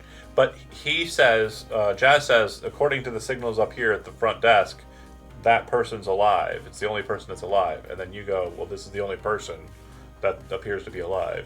And when Lupita kind of looks out, she can see the other cryo cases, and it looks like there's 2 floating out in space, which are like the glass is broken, and you can actually see like shredded parts of people kind of coming out of them. And They then got like popped like a soda can. they got popped like a soda can. They sure did. Okay. And then you can see the other one that you can see from this angle looks like there are shards of metal that have kind of slammed into the glass, and it's just like a horror show of red that you can see amidst the frosted glass. So they're still working the cryotubes. It's just highly unlikely that there's anything inside of them that is. Would also would the medic have kind of said that out loud? Like, how do you know it's Kane there? Yeah. Yeah. I know that you're a woman of science and that sometimes it's hard to understand the unnerving nature of the way. You'll have to learn to trust in it. Just gotta bring the religious versus fucking rationalist A bit fight from Okay. cult into this A bitch bit too. condescending there. don't you Every say? game. So We love I it. did it last as Queera. Okay, so I'm gonna Yeah. Teasing I everyone. want to jump, but I don't know if I can. Tarash, what are you trying to say? Over here, it should be easier for you. Oh? Why don't you have the big guy throw you? Yeah. Oh, well, the big guy found another way around. Yep. Hey, whatever works for you. Hopping along, you can see that there are some crates there. You can also see there's a spot here on the opposite side that looks like it is an arm control system as well. This space looks like it leads to, when you get over to it, very simple hop out, kind of magnetizing onto the outside of the ship, crawling yourself into the hallway, securing your feet on the floor. It looks like it's like a bed chamber for the crew, and it looks like there's a bathroom kind of up ahead. All of these doors are wide open, and there doesn't appear to be any signs of life whatsoever. The beds look like they're kind of rough and tumbled, but you don't know if that's because of the shifting of the ship, or if like there were people in bed that got up quickly once they were attacked. Yeah, they were probably there was probably fornication happening. Yep. But yeah, if you head back to the back of the ship and make your way around, the sense of the thing as you close in on it is a bit more solid, right? You can kind of realize that space around this crate, this container, is Oh, okay. So actually, the woman of science is right. The void is around a crate, not around a person? correct. There's Do only I- one living person, and the doctor has him. Kane, sexy Andy. Oh, Kane is Andy. Yes. Oh my god, I'm gonna look like such a dumb bitch once we get him out of here. Okay. So, And I'm assuming that Zelri is basically kind of looking over. They're confirming that everyone on the other side is dead, and you're kind of securing the living person and moving them to where you can kind of get a better shot to the shuttle. Is that fair, Zelri? Yeah. Okay. And yeah, you can pull up their med recs on the cryo, but it doesn't have their it doesn't have any more information than you've already gotten, other than they're in perfect health. They are apparently 53 sun cycles old, and yeah, I mean, just everything about the guy in the glass case is, he's just a stellar guy. Does it confirm? Like it does say Kane? Like yes, it does. It does confirm. Okay. And you kind of see that his levels are perfect. Like he's not in, like, there's no distress. Nothing's happening inside of the cryo. If you would like, I'm trying to see what it would be. Hold on a second here. If you would like, I'm trying to think. My brain dumb. I'll come back to that thought that I had. Is there anything that you would like to try and glean out of the medrex? I guess is the best question I can ask. No. Okay. All right, you secure it and you kind of take it with you and start heading back towards the shuttle. You got what you came to do because it was the only living person in the cryos. Okay, so Tarosh, right? Is that? Yeah. Yeah, and Lupita, you kind of come into that backspace. You can see a number of these small kind of containers that have the Knights of the Concordiate like symbol on them. And you can also see in this room that there is scarring on the wall that looks like some sort of plasma cutter was basically used in kind of wide arcs in this space, right? When you move towards this chest, it's popped open and everything seems to have been taken from it. All the other chests have their gear in them, and you can examine that at your leisure. But the box that seems to be emitting the null, do you open it?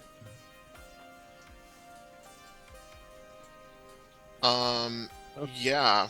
Can I attune to like protect myself from whatever thing could be in there? There won't be any. There's not going to be any kind of immediate backlash or anything. It's not a trap. Okay. In a sense, it's not a trap. When you open it up, there's a kind of fog that exits the case, which not normal. And as it kind of moves into zero gravity, it kind of spills out throughout the room, right? Once it clears enough for you to see, seated inside of the case is a very strange looking egg. The egg looks like on one side of it, it has a number of tendrils that are kind of grouped together like a fist being closed. And on the opposite side, it looks like there is a grouping of like 3 lips that are sealed and pursed. The flesh of the egg is very... Flesh? It's very... Flesh of the egg. The shell, I guess. But it is a bit more fleshy, this egg. It's very... Surface? The surface is flesh. Like leathery? So the flesh of the egg has a very kind of... it has a very porous nature to it. And you can actually see that every so often the pores will open up a little bit, revealing like black hole space. So if you have that one phobia that deals with like a lot of small holes next to each other, that's happening. That's happening for you. But that's what the thing looks like, and it's kind of like breathing or pulsing, like it's alive. That's not normal. Do I have any kind of knowledge about the type of organism that would interact with the way in this way? There are creatures that have kind of a sensitivity, but there's no creature that you're aware of. There are spaces and like flora that kind of has like a way kind of nullifying kind of nature, but not a creature. Tarash, you ever seen anything like that? I can't say I have. Doesn't look normal, but it's probably valuable. Shut the case. before it opens and pops out at you. Oh my. It's definitely not a trap. It's on my It is a face. trap. It's a face hugger. Oh my god! Yeah, Oh my. I do want to say the egg is bright yellow. I forgot to mention that part, but other than that, it is very similar to. It is legally distinct, but it is very similar to like a xenomorph egg. Okay. So like it flops down over, kind of. So it's laying on its side inside of the space. So it kind of has like the lip section towards one side, and then the bottom section is like a grouping of just tentacles and tendrils that are kind of like a bulb of tentacles. Lips makes a lot more sense now. I'll just let you know that. Yeah. Oh, I can't wait to get that baby back on board. Right? We either have 2 or 3 sessions to a horror movie or a very cool pet. I'm gonna go with very cool pet. I see no in between. What? There's no way this could be not one of those two. We're putting an egg on a ship.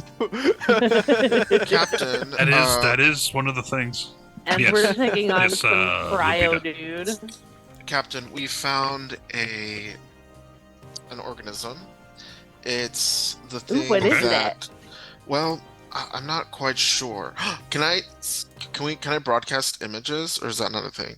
No, you don't have any. Okay. If you had comms devices, I'd say so, but because you're just doing radio cool. from the space. All right, so it's unlike anything I've seen before. Okay. I can't guarantee it's not dangerous. It does emit some kind of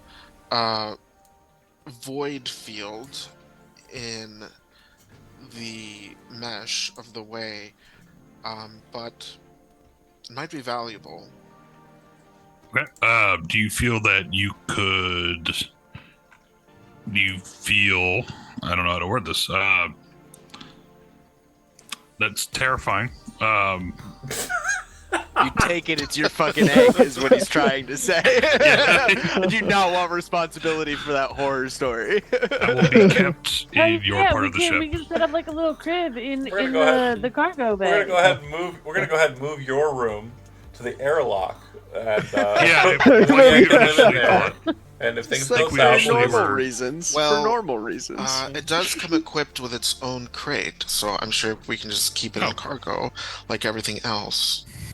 You should. I would have led with that. Yeah. No. Let's. Okay. So. Where do you think Sure. you found it, Captain? One. Did you ever find the cane? Was that the blob or is this the blob?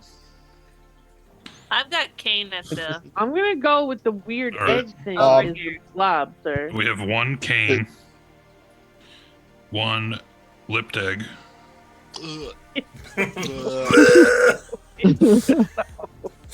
Oh They're man, not just ever thinking about it's making me itchy. Oh my. Ugh. Come on. There is not to, but from here, we have quite a few things that we can pick up. There is a coherence cannon, an older one. Probably one of these loading bay arms. There's Definitely want the arm. long range scanner. We only have about enough room for 5 of these big crates. We also got to keep in mind that food will go well, medicine will go well, and arms will go well. Okay. Oh, there's some hegemony spacesuits. 6 of them. I don't know if we want to take those. You know, those might come in handy.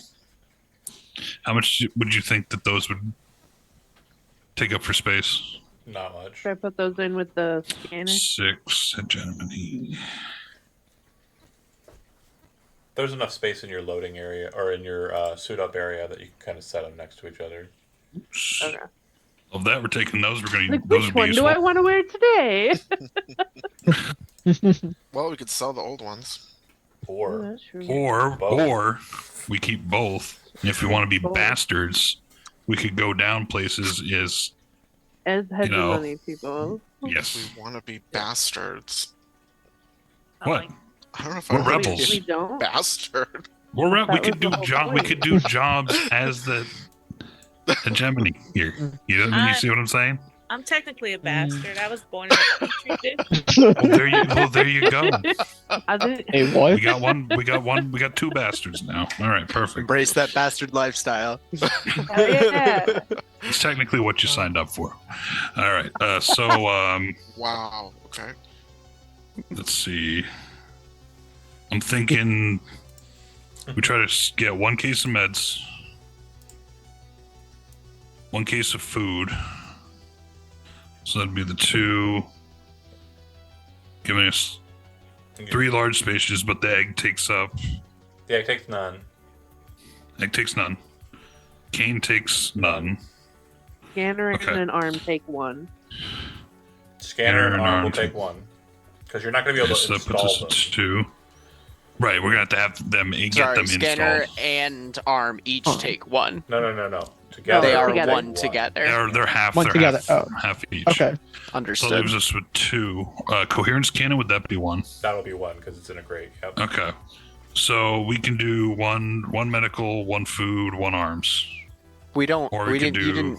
You didn't take any arms, right? No. Arms as in arms. Blasters. Guns. Blasters, not Got like it. mechanical arms. So that'd Got be it. 3. Sorry. 3 crates. Yeah. We got I tried one, to make one this- of all the goods we need. It's me. It's not you. No, It's fine. wait a minute. It's the things on your body. I was making it as difficult as possible. Yeah, it's fine.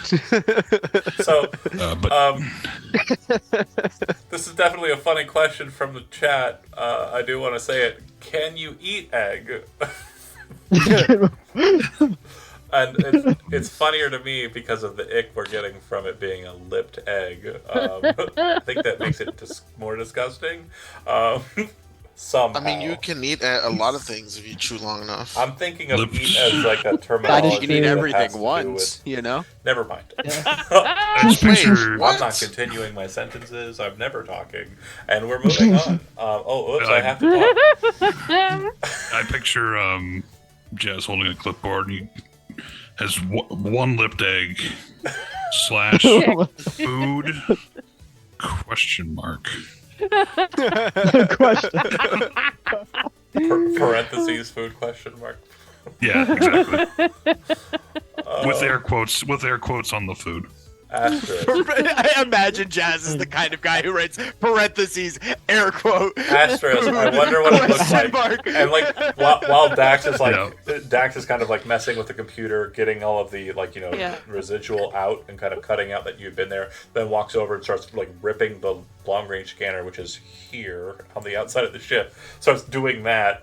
You're just like drawing on the page and you're like, what does a lipped egg look like? And you've got like it's like the Rocky Horror Picture Show logo with like a chicken egg.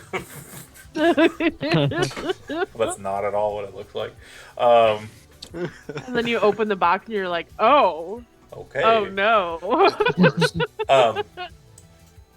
With the group as it stands, Tarosh, you're able to kind of, once you're kind of told what to do, move outside and kind of find the crates, get a hold of them, and kind of just start pushing them in the right direction, and then walking along the outside of the other crates and ship, and kind of guiding them towards the shuttle. Then, obviously, Zelri, you are the first on board the shuttle. You kind of move out and kind of push the cryo tube out. And Orin, kind of knowing you're coming due to comms, will kind of open up the passageway for you to just glide right in, right? And then you've got the egg, Lupita, and Dax, you kind of finish off with everything and kind of move the long-range scanner like with yourself kind of on the outside of the ship. Jazz, is there anything else after Dax is kind of... make a hack roll. Dax, I need you to make a hack roll to see if you can kind of covert yourself here. And where is that? should be on your character sheet somewhere, I think. I don't know. Yeah, on the right side. The skills are there if you Yeah. click the word. Hack, it's right on the right side. It's under Insight. It is an Insight ability, or Insight action. Top right of your page, of your Uh, character sheet. And I know, Steve, you didn't get a lot of fucking limelight here, but I will say, top tier. No problem. You did great for us. I'm role playing in real life what Thane's doing right now. He's got his feet up. He's got a drink. He's just like, I did good today. Now this is my reward. Everybody get the cool shit for the ship, please. They call me the speaker because I do the talk, and then that's it. It's fair. I was a glorified taxi for this mission. Magpie, on the right column of your sheet, there's insight. Under insight, there's Dr. Hack Reagan Study. So you click on the word hack. You see that? I did, and it didn't do anything. Oh. Okay. Well. Hold on. Dax. Hacks. Did it bring up an input value? You didn't do it. It should bring up a pop-up that says input value. And you'll want to put controlled as the input value. Okay, and effect? Effect is going to be extreme.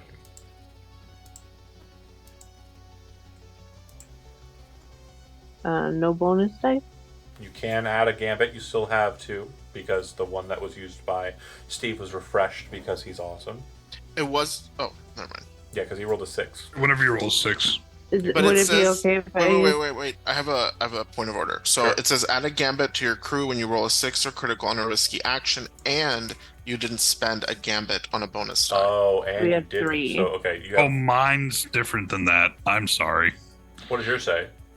Mine says if I roll a 6. Yeah, it's not you. Okay. And then, Steve, you don't have any abilities that say you gain a gambit, so you just have the 1 right now for the mission. But you're pretty close to the end. Yeah. Yeah, use it. So just add one gambit. Where was that? Oh. Okay, so yeah, you had no level in it, so you rolled a 5. So that'll be a success, but it's with a partial bad time. Okay. Cool. That's great. I will say that to you, optically, right now, yup. Totally looks like you did the thing that you were supposed to do. And success. Okay. And then you all board the shuttle. Magpie's look of concern. Make your way to the ship with all of the stuff. Moving everything over. Now, once you've boarded the ship, mission effectively accomplished. There's just one last part that's leaving. The Claymore battleship is still on your signals, Thane, when you get back. And Orin, as you kind of move toward the ship, the comms are kind of relaying to you. Ula is kind of explaining to you that the ship is present. It has been long-range scanning the area. It has been detecting for life forms. So she thinks that your presence may have obscured them from knowing if the person they're looking for is potentially here, because there were a bunch of people in the ship.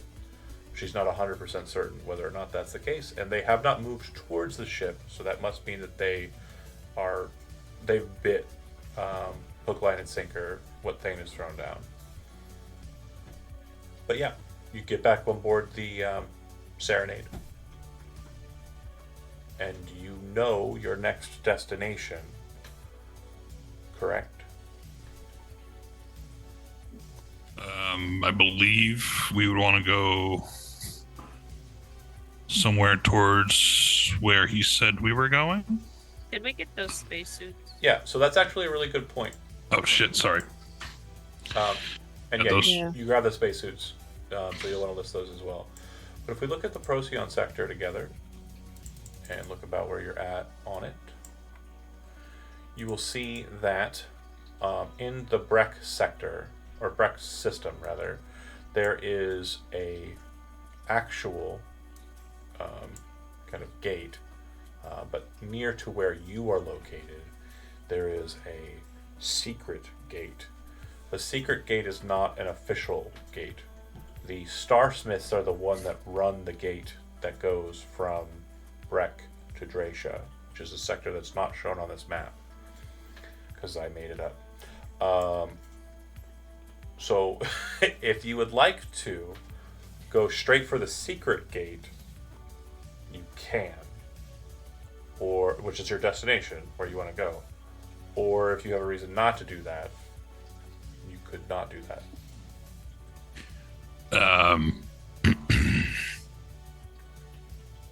My 2 cents is I don't think we should go to the secret gate, as it will no longer be a secret if we have a claymore face following us. And they have that make sense? Scanners, so... Yes. So do you want us to land somewhere else and kind of try and shake them? You want to do some downtime on a different planet? Some downtime. Sector? Yeah. Well, you could make like you're heading towards the gate, and then once you've lost the tail, turn back around and go back to the secret gate. Yes. Yes. Okay. That too also. So then, Captain, since you're the one that's kind of leading the effort on that, I'm assuming you're going to put it to your pilot to kind of be the one who figures that out, right? Yeah. That's what I would do if I was captain. Really. Hey, pilot, how do you want to try and lose the tail? I think. I mean, which role I'm gonna do? Yeah. Is a helm roll. Helm's an action. Because Helm's absolutely fine. Yeah. Would command help with that at all? No, because you're not rolling 2 actions. You're just going to roll a 1. If you're command is more when you are kind of issuing orders or telling someone who's like not your crew what to do. Oh, gotcha. Like once we get to you having rebels to influence. And narratively, to describe what I'm doing is not to try and like outrun them or to like lose them, but to try and like lose them by going into high density systems where there's like lots of planets and things where their scanners will likely like. You're in the one system, so again. Not like system, like around a planet that has like a lot of scanners and a lot of radio signal that might disrupt their scanner, is what I mean. Not like I meant like a built planet that has a lot of civilization that would like hopefully mess up their scanners, but with a helm roll. Yeah, so luckily at this current cycle, Nightfall isn't too far away from you. It's also not too far away from where the gate that you would normally be going to, if you were actually legit, would be going to. So once you kind of get there, go ahead and roll that. Risky, controlled, desperate. This is control. Oh no, risky. Risky. I'm gonna go with risky, and then we are fresh out of gambits. You got standard, limited, great, or extreme? So this is standard. You're just trying to lose a tail. It's nothing crazy. Just read if we need to, we can try to scramble. That can be a group action. Yeah, but to let you know, oh yeah, that's true. We could do a group action to try and scramble if this doesn't work. All right, Zach. I can also try to push myself, right? Yep, pushing is a thing. That's an option. So I think I want to try and push myself. Okay. So I take on stress for that. Can I assist with kind of like tap into the way? I would take on a stress and give you a bonus die. Are you okay with that? Yeah. Yeah. So then we'd have an assist from the Mystic, and then we would have you, Orin, pushing yourself. So we're looking at 2 individuals getting 1 point of stress, and we have 2 dice being added to your roll.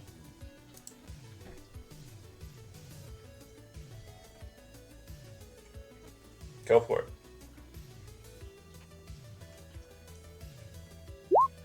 Okay, we got a 6. There's a 6.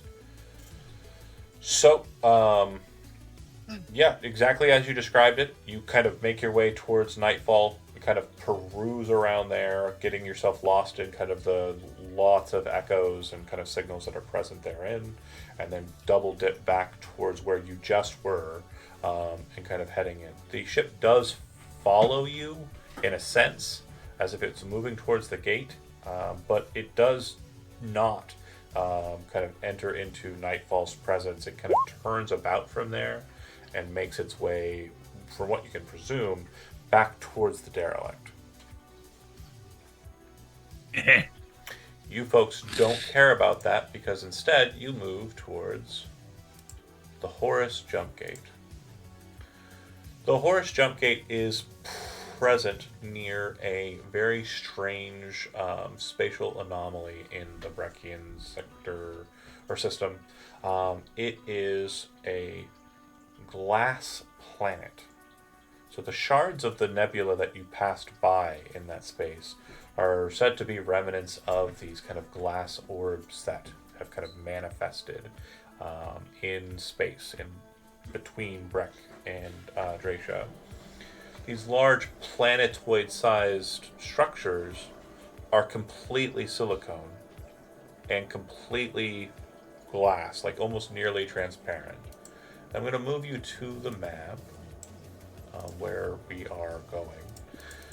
You do not have to dock with the jump gate. That's just what we currently have on the map. But if you look in the background, you can see one of these structures.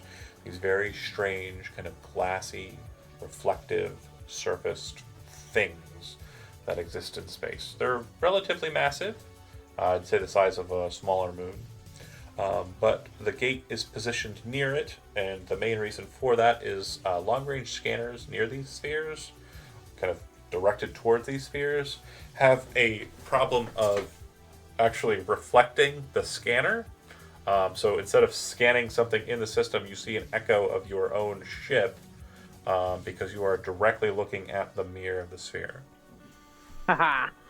The jump gate, Jazz, as you are aware, is a newer structure. It is definitely not hegemonic in any way. And the individual who is present, who were your contacts?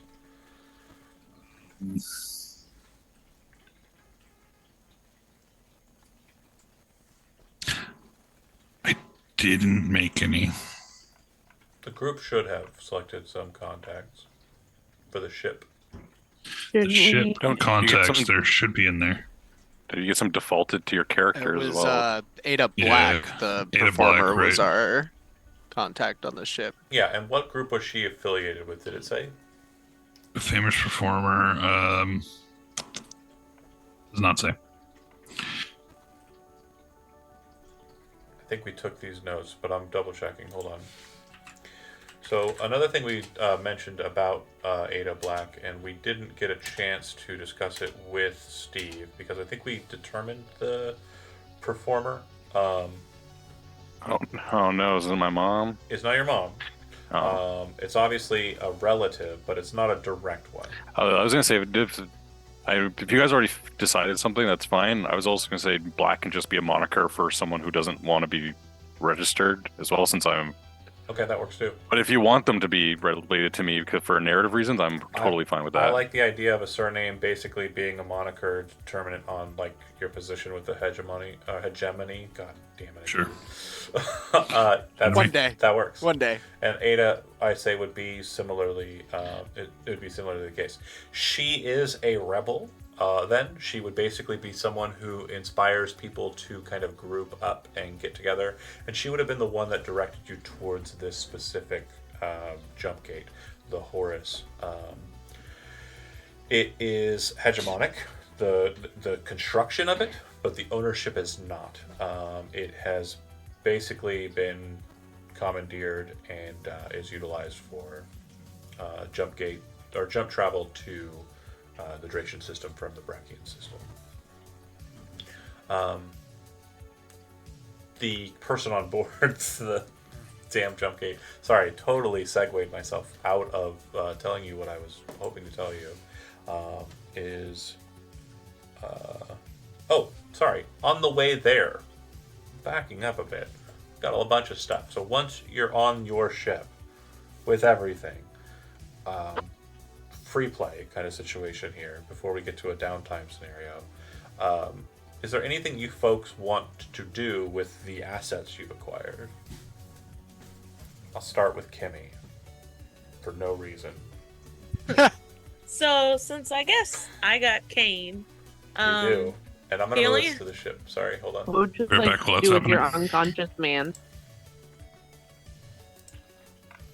our unconscious man. No, yours. Ah, yeah. You said he only has 24 hours. Is there a way I can? No. The safely- cryo tube is only powered for 24 Right. more hours. Yeah. It's only powered. But Is there a way I can? you can plug safely... it in. Yeah. Okay. I would just plug him in and kind of. You know what? No, I'd plug him in and then I want to go look at this egg because I never saw it. Okay. So for just kind of positionally, this space here is where you end up putting his cryo. So like once you load it on board from the loading bay, cart it up the stairs, kind of just put it in this position and plug it in. Okay, and you're going to hang out with the egg. Okay, so Tarash, once you're back on board the ship from like recovering everything, just back to what you were doing standardly, or is there anything else that you want to look at or check out? He would probably be also watching the egg, but doing so like training, like push-ups and all that, lifting weights. And Okay. And Jazz, Yeah. is there any job that again I'm going to do this with everybody? Is there any job that you want them to either of those two to engage with? Besides, is there any kind of order you want to throw them, or are they just doing what they want?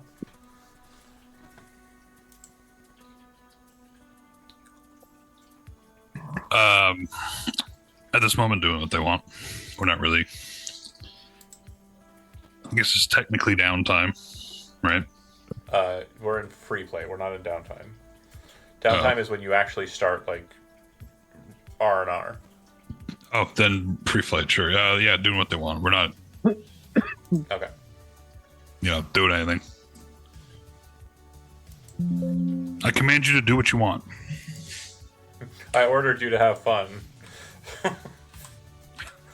now I don't want to have fun. He goes back to sleep. All Back on right. the bridge. Now, Get now off all I this want to egg. do is work. Fuck 'em. Yeah. Ordered me to do fun things, you bitch. Yeah, I shake the captain awake. And I have like a data pad with me, and I'm like, Captain, we need to debrief the mission. You can't. We need What? to take some. We need to take some minutes. All right. What do you mean? We You need to got tell me stuff. what you saw, what you found, what's on board, any issues that may arise from these things. I just like I open one eye and I just throw the clipboard at him. Very well. I start just transcribing, and I think I would probably go talk to Dex and Lupita about like what they brought on board and what they found. It seems like everybody's gathering in the loading bay, so just feel free to move your tokens over that way.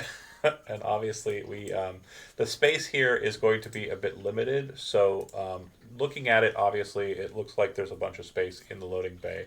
But keep in It's not mind that letting me move. most of the space is now going to be filled with storage containers, and you saw the size of Yeah. those when you were out there. So, Yeah. And It's not letting me move.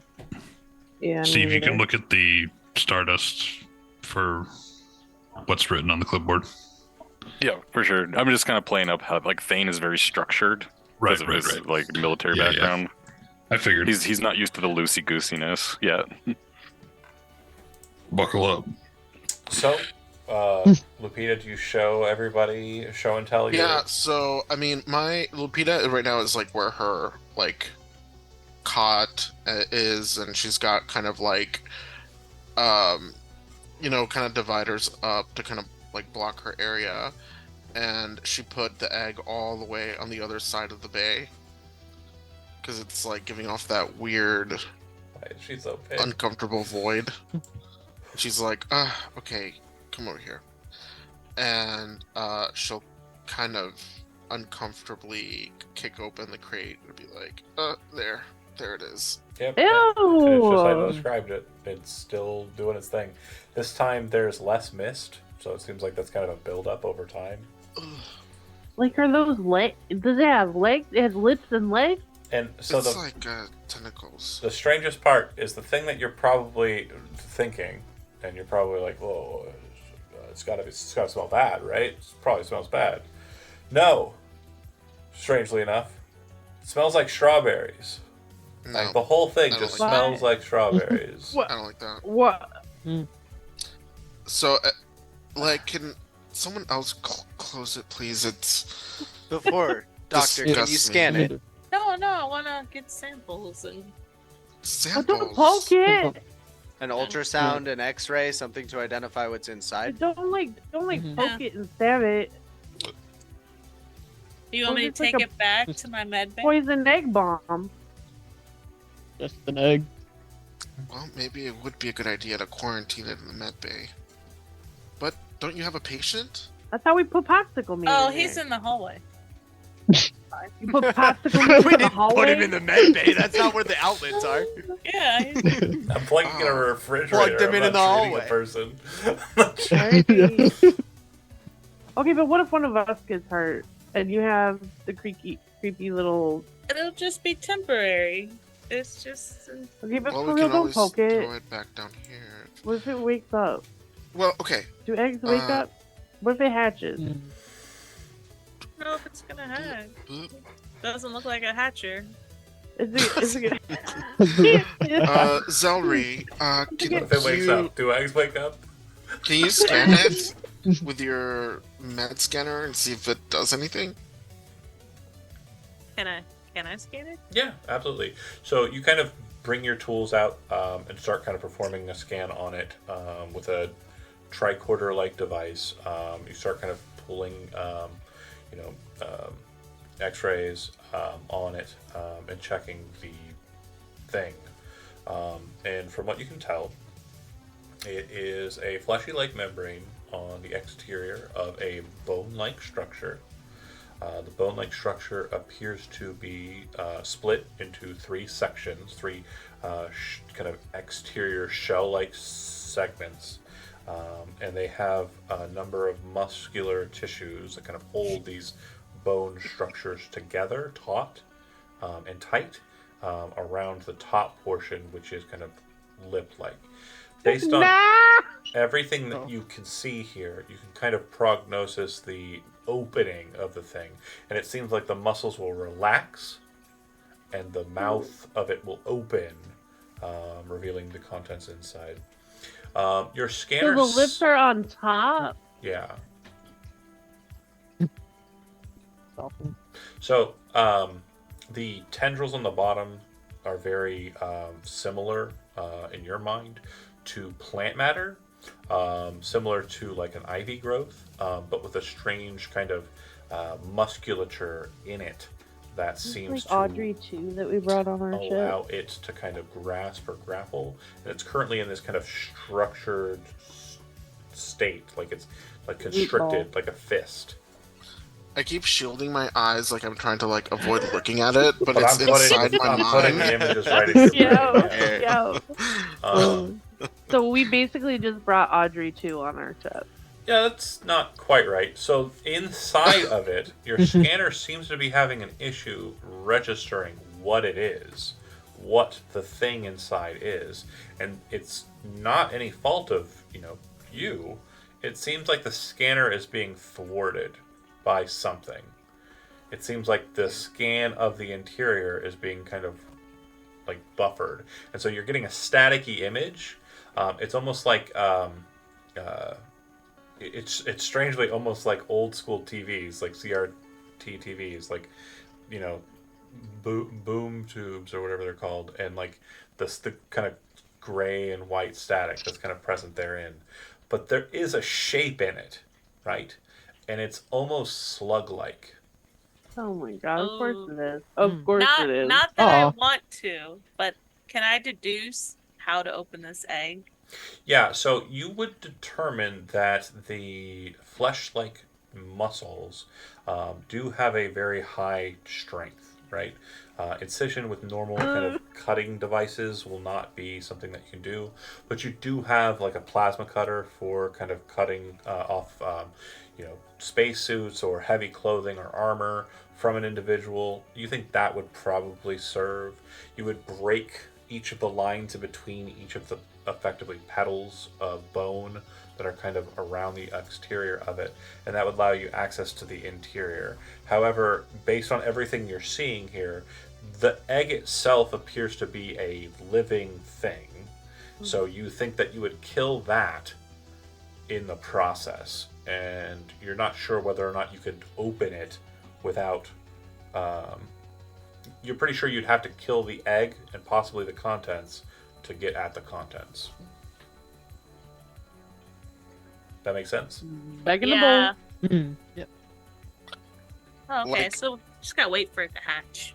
The second that it seems like Zelri is done like fucking with it, Lupita would kick it closed. The less time that she has to look at it, the better. Oh, another thing too is if you kind of move the scanner towards it, the strange little kind of pores or like orifices that are kind of on it that kind of slowly kind of open and close, they all shut very tight around the surface near that, and anyone who's looking at it can see that on the other side of it they seem to be kind of more opening, kind of present there. And this is a point where Lupita, you actually kind of like disgusted kind of realize, oh ew. It seems that these little kind of holes, as you're kind of looking at it, you can see them consuming the way around it. It's not creating a null void space. It's devouring the way around it. Okay. So that's something you've never seen.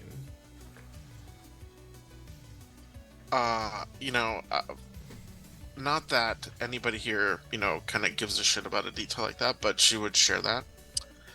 And, Oh, that's weird. Probably in a horrified disgust. It's eating the way. yeah, it's very abnormal. People are Oh, like, I'm definitely putting that in the minutes. That's that is pretty. noteworthy. That's significant. Eats the way. You're a core boy. You've been kind of like deep center. So the term way eater is not something that you've heard of, but you know of a subsect of the Seekers known as the eaters. And the Seekers were So those yeah, paladin guys? no, it's a different faction. So let's look them up. The Seekers are a true hegemonic cult that are kind of core-centric. Their members, the leader of their, one of their members rather, is the mother of the current hegemon. And the sorry, you said they're the hunters? Eaters. Eaters. And were the very in tune with the way? Yeah, so are the people, the forebearers, right? They came before everybody, and they're the ones who kind of created these old mystic practices, but they're also the ones who created jump gates, like the core ones that don't mess up, and also bots, a lot of the technology that you're kind of used to. So they're kind of a very advanced peoples that came before. Yeah, I say to Lupita, interesting. This could be maybe some sort of weapon used by the eaters, a way devouring egg, perhaps, would be quite effective against some creatures or people that are in tune with the way, I would think, or deduce. Perhaps it's a weapon of some sort.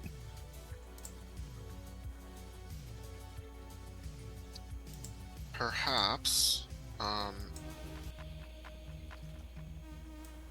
But then, in order for it to be effective, you have to touch it first. Hey, Celery. I dare you to tickle the little finger ball Don't finish thing. that sentence. You don't have to dare me. I dare you to tickle the lips. Oh no no no! Demonetized. I don't know why you keep letting me play games on your channel. Literally the joke I was trying to make earlier. Can you eat the egg? Can you No. Wait, Oh, oh. God. Lupita just like ejects out of the. just She just spaces walks herself? over to I'm the out. frickin' She's airlock like, and space. the airlock. I guess Jazz will come down and just kind of be like, what we doing here? What we doing here? I was like, oh shit, look at this fucking thing. Oh shit! Look at this fucking thing. I think I picture he just kind of kicks it. Yeah. Wait, Like a light Does kick, it not like does a, it not like weeble a, wobble but not fall down? Yeah, So yeah. if you've got it in the case, like you kick it, it kind of like moves a little bit inside the case, but it doesn't like fall over or anything. You'd be like, ugh. Okay, what does it do if I poke the little knotted root ball thing Nothing. at the bottom? What if it tickle it? And Jazz will point it at Lupita and be like, you keep an eye on that. I'll walk back out. Botanist. I gotta get paid for this scene. Hold on. Actor walks in. Hey, my character's still in the shit. Alright, bye. Literally. And scene. Double that. Oh my god, tell those guys in the practical effects department. Holy shit. Okay, so if y'all are gonna if you're gonna experiment with this thing, please don't do it in the car. Please don't do it in my living area. Take it to the med bay. Take it in the airlock. And We can do it on the bridge. What? I'm just kidding. Just take it to the bridge. And then you hear something. And then you hear a thing over the intercoms. Keep that thing off my fucking bridge. Thank you. I will say at current, that blue square I just put is basically just shipping containers, right? Because you've got the 5 spaces of shipping container shit. So there's a small walking space around the south side, and there's a small kind of walking space around the other sides. But the living space is cramped here already, and then the fighter ship is slotted to the ceiling and kind of above them, the 50, excuse me, 40 or so feet high kind of ceiling in this space. Sure. So yeah, it's a hot mess. Alright, fine, I'll stop poking it. Okay. And then you folks get back to your ship duties. Oren just kind of popped in and took a quick look and then headed back right up to go pilot this bad boy and do the cool tricks. Then once you've kind of made your way from there, anything else happening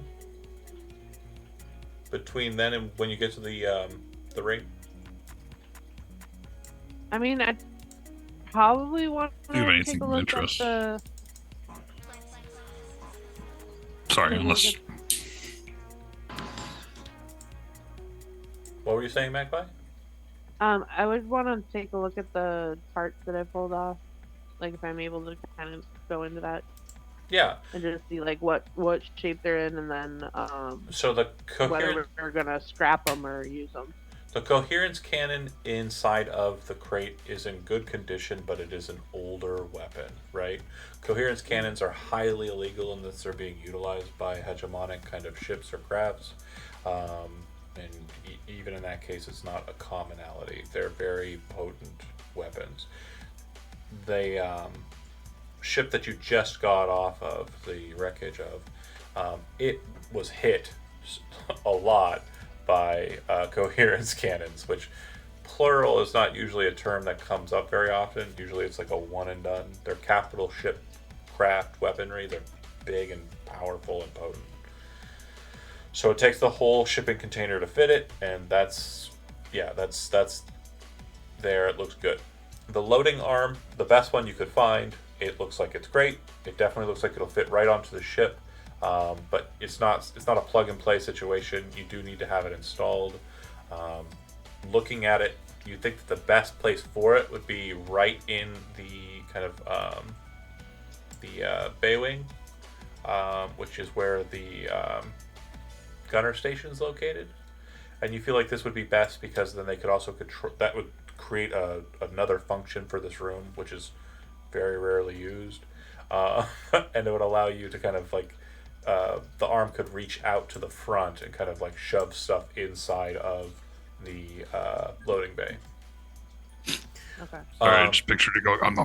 Yeah, it's just like. And then the last article was the long range scanner, which you have intact. It's also not plug and play.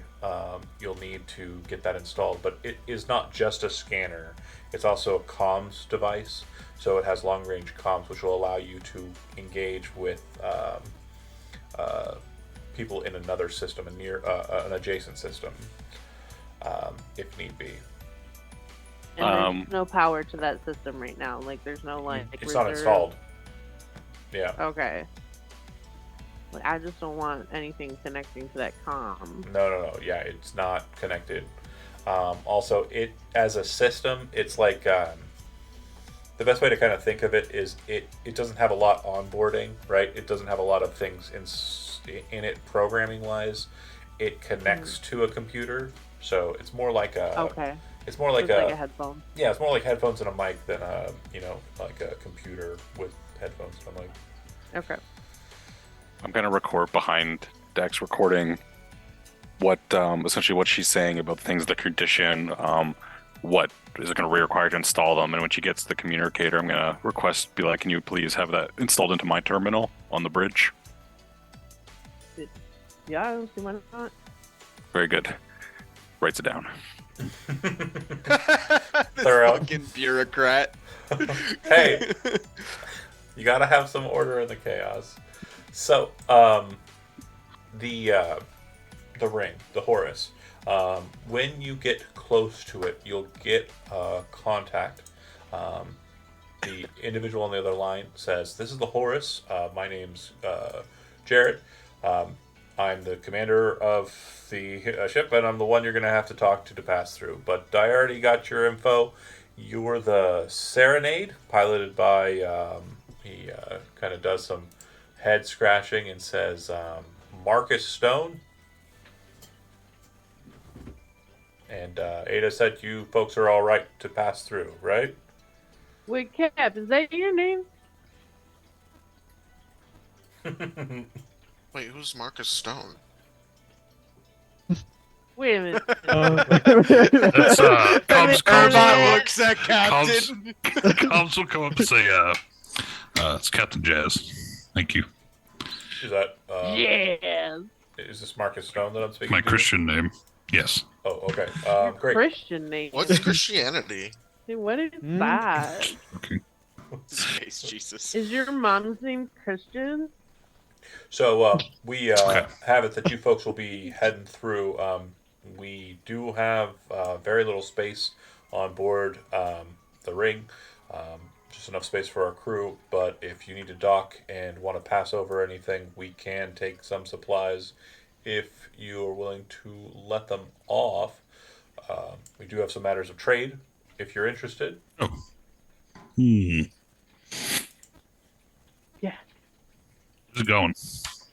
Yeah, we're looking for food primarily. We get our supply at rare intervals, and right now we're down to the mule. So Interesting. All right. the gruel, rather. The mule. I'm dumb. I can't even say words right. I was like, you have a mule on a We have a face? mule. Down to eat the mule. Why are you eating your donkey? We are eating the mule, actually. Right now, that They is need what lots we're of doing. waffles. Got As long it. as you're not eating the crew. I have a question. That is not. We in the already- cards. We already had enough food, right? Like, we were good with food, so we could afford to let go of some food. Yeah. Question one. We also question have two. a full shipping container of food. Yeah. Question two. Does this gate serve the rebellion? So this gate is basically off the grid. Ada Black has contacts with Jared and has moved rebels from here to Cogito, which is one of the planets in the Dracia system, a couple of times. And she said, since you're wanting to help and you're wanting to do some good, the best place to do it would be this basically burgeoning system that has a lot of, relics from the that have yet to be taken by the hegemony. So, if all the food was like stamped with hegemony co, they wouldn't be like, whatever. Like, yeah, they wouldn't care. They'd here. just be like, okay, whatever. Yeah, they'll take the pre-pack. They don't give a shit. Well, and letting go of the food would serve our rebel agenda. Yeah, and if you're interested in doing that, we have 2 things we can offer you. We have a backup battery. Let me see here, modules. Where are you at? What's it called? Bear with me here. I can offer my services for trade. Oh, you'd have to crew here for a while. We don't have any sick or hurt, so that wouldn't really help us too much right now. If they have engineers, maybe they could do all of our installations in exchange. Nope, we don't. Oh, well. The engineers. Space station with no engineers? This isn't a space station. Oh. Wait, what is it? Jump gate. It's just a jump gate. Oh, it's a jump This is just a jump gate there thing. Yeah. Oh, okay. It's basically its own spaceship. Space trampoline. But it has the power to send people. It's a spaceship with a big slingshot on it for other spaceships. Correct. And you don't need people to maintain that? There's people there who call the engineers when it breaks and goes, the thing's fucking broken again. You want us to fly over and fix it? But your engineer can engineer your ship. She cannot put a loading arm on the outside without a docking bay to work on, right? This ship is out in the middle of space. It can do the space shit, but they're not, installing modules. If they can do repair. If the jump gate fails, they fly it back to a loading bay where a bunch of engineers work on it from the outside in spacesuits. Okay. It's not like 2 or 3 guys can go out and fix things. It's not that kind of a system. Okay. Just figured I'd ask. No worries. I mean, if this were a space station, 100%, but it's not. Mm-hmm. I do have a map. Or if we had a computer's failure on board, we might be able to get help with those things easily. Yeah. So they'll say we have a. Where is it? We have a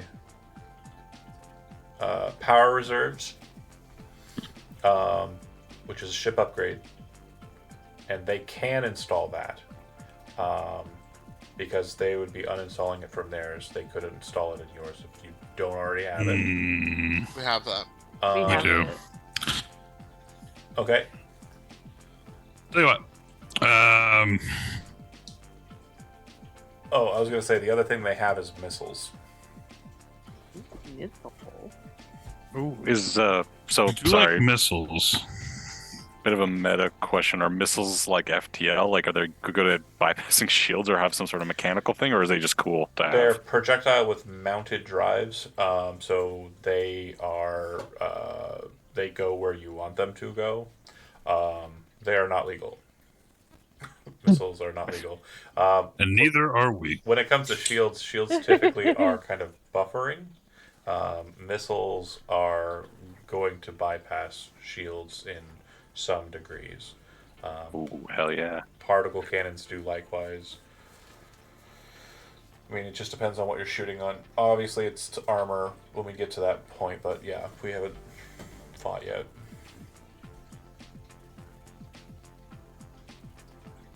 So, yeah, we can trade you missiles for food. Done. Okay, great. And yeah, we can load firing mounts on there as well. It's not too hard. Sure. So love it. They're going to give you a total of 3 missiles, and you're going to give them 1 crate of food. This, just so you know, this does not have any lipped eggs in it. The fuck is a lipped egg? What the fuck? You're standing there. It's better you don't know. You're standing there with Jared as you're kind of moving it from your loading bay. He's on your ship. You're both looking at the ship and you're like, wait. What are the lip? When they take it and they launch it out, they have a small little shuttle, a very tiny shuttle, that's about the same size as your fighter. They call it a Wasp, and it kind of looks like a little, bee head, and it kind of, flies out, latches onto the crate with mandibles, and kind of like drags it out into space with a very slow,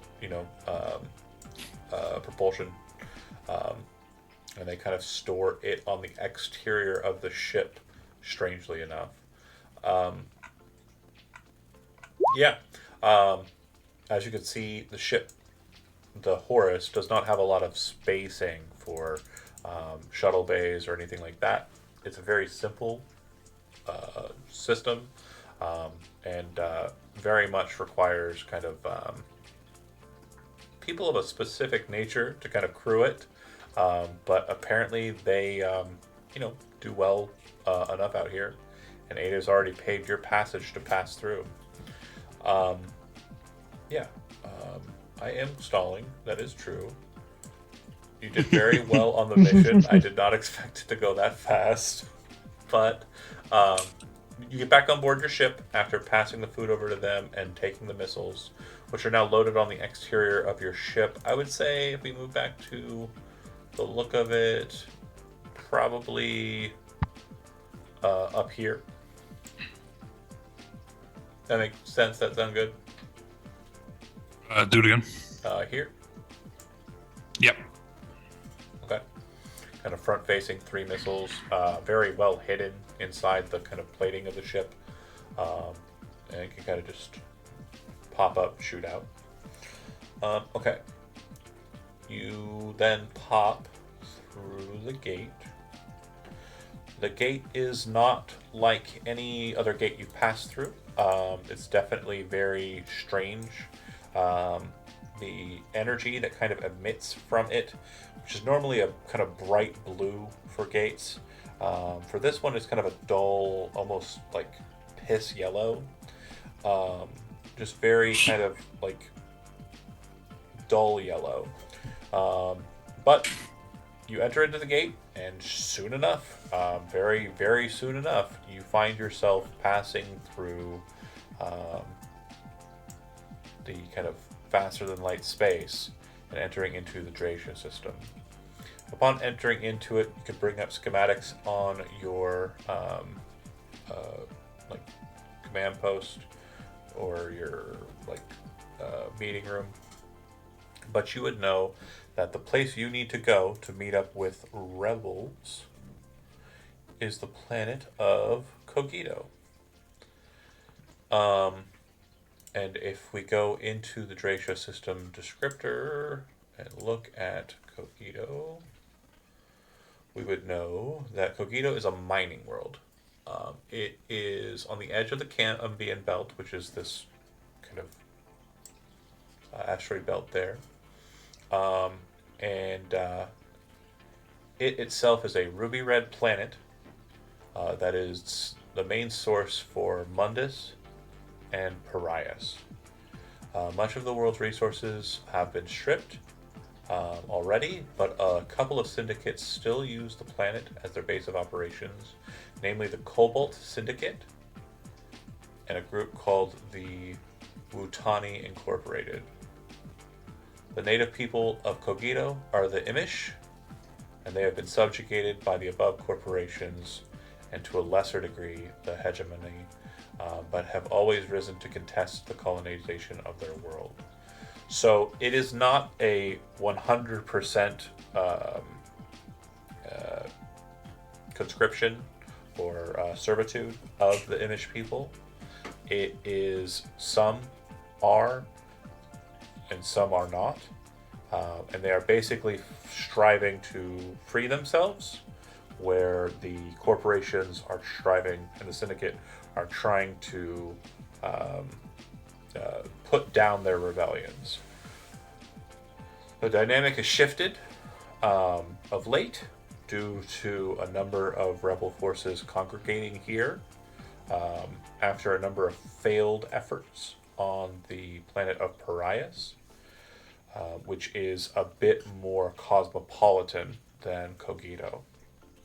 When you enter into Cogito's space, you know your contact, and you know your kind of positional nature, and it is your goal to enter onto the planet, and where is it? Where is it? Where's my notes?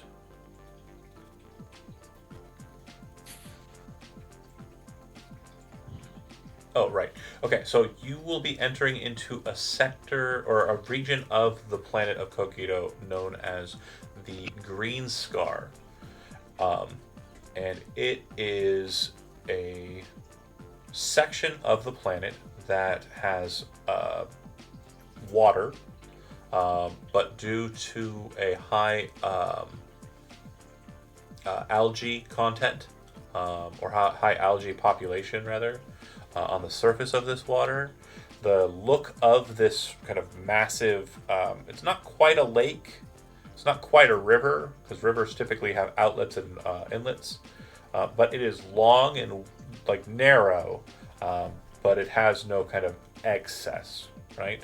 It's like a large scar in the surface of the planet that has been filled in with water and is covered over with a greenish kind of material. Inside of this scar, near the surfaces of it, because it's kind of like a canyon, right? Filled in with water. It's the best way to describe it. That's what I should have said at the beginning. But inside the canyon walls, there are holes and like kind of positions, and some of them have constructed locations in them. Normally, or originally, they were for mining purposes, but they have been commandeered and taken over by rebel forces, and you'll be entering into Sector 47, and you'll be meeting with Ada Black's contact here, who is named... Oh god, where are my notes? Hold on. I have my notes scattered too many places. It's the problem that I live. The contact's name is... for now, you just have a contact. So, great. You land in the space. Initially, it's kind of like a dire-looking location. Once you enter into the mining location, once you enter into... I guess... The ship would have the capability of docking and landing inside of this space, because it's large enough to do so. Shuttles typically are used for landing in kind of more isolated areas the ship couldn't do. But since this specific port was designed for receiving these kind of crafts, you're fine like bringing the ship to ground here for repairs or installs or what have you.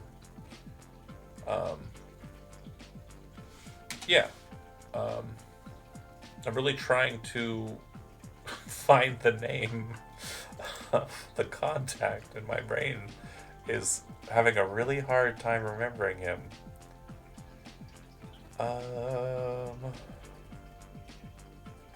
Sorry, thank you for being patient with me. In the meantime, you enter into a spaceport that's built into, as I described. What would you like to do as you kind of enter into the space? We are entering a downtime segment. Should we go, like, over the downtime, like, mechanics in order? Yes. Time to get stupid. Well, hold on. Were you No, I already chose. Instantly. It's like, look at the rules. before you fucking die from alcohol poisoning, step 1, Name your successor. pay off and upkeep. The crew receives their rewards from a successful job and does routine maintenance on their ship. So is this like a little bit video game-ish where it's like, you know, mission completed, bing bing, like our credits pop in, right? Yeah. Okay, so Rock and stone. And for the narrative beat on that, you're passing over the food, or passing over the medical supplies, you're passing over the blasters, and that's where the cred's coming from. Okay, so a minor job enough to make it to next week is 2 creds. A small job enough to buy a hover bike is 4. A standard job enough for a small vehicle or a ship module is 6. I would say that it would be in the middle land, because there was a lot of blasters. It was big containers, okay, cool. Yeah. So that increases our creds by 4. So we got 1 already. 2, 3, 4. Reminder: we also have 2 debt. Mm-hmm. So we should have a total of 5 cred. So it goes to cred, and then there's a line that says vault.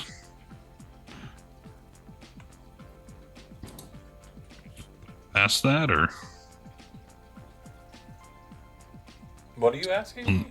Are you asking me something? Yes, yeah, on the ship. John, on the sheet. Yes. I'm sorry, John. Go ahead. No, you asked me a question. No, I meant John, the other John. Okay, right, John. Wow, this is gonna get confusing. Yeah, so John. Captain. There you go.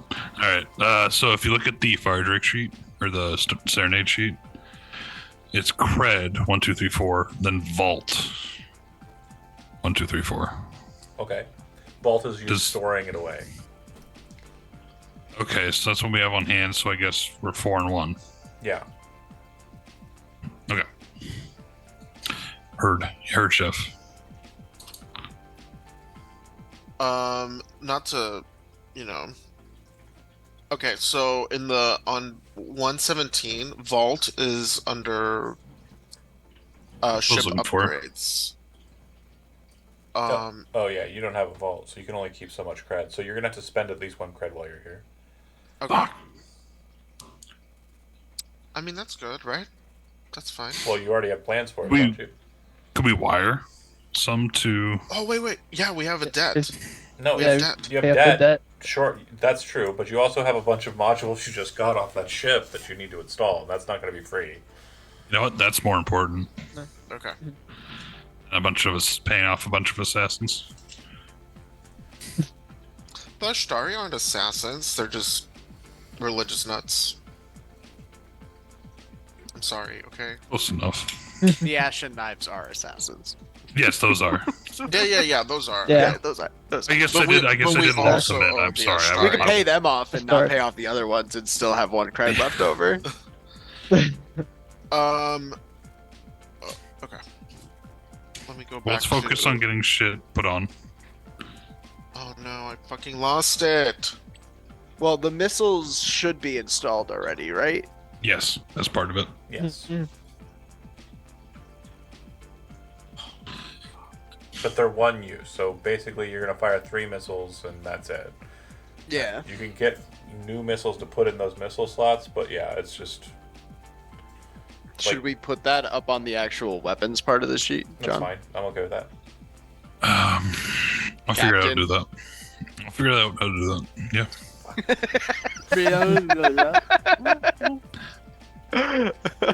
I'll stop being John. Love you. The way this is organized is... Wait, that was... It's a little... It wasn't even... Yeah. Okay, I remember the guy's name. So the individual you will be meeting with, his name is Runt. And he is a species that I had in the... Is he a lipeg? Hold on. Is he a lipeg? No, he is a Haroon. So the Haroon people are natives of the sector or the system. Okay, payoff and upkeep. So, and then we do routine maintenance on the ship. Upkeep. Ship parts wear out. There are fuel and repair costs and minor patch jobs to handle. Scrapes and dents from flying through space. Each downtime right after payoff. Decide if you pay for ship upkeep. Upkeep for a ship is calculated as follows. Oh my fucking god. System quality plus crew quality divided by 4. What does that mean? What's their system quality?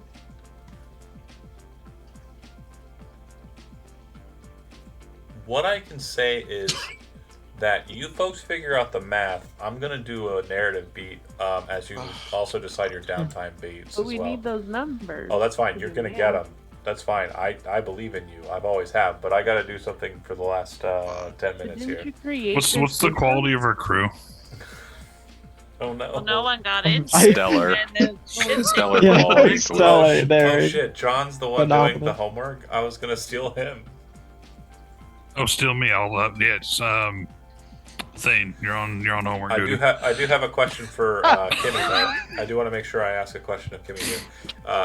Kane in cryo is still just on the ship, right? You're not opening him up, you're not doing anything with him, you're maintaining him in cryo sleep, right? Yes, and I've been concerned about that, like what our plans are, but I was gonna save it. Sure. He is definitely keyed to wake up in about like a month. So if you don't come up with a decision before then, that will crack open. Have a random dude on our ship. Then you'll have a random guy walking around asking. I would have told the cat. You're gonna wake up the blasters and be like, "Hey, buddy. Hey, guy. How's it going? Good morning. What do you know morning, about sweetheart." the pig?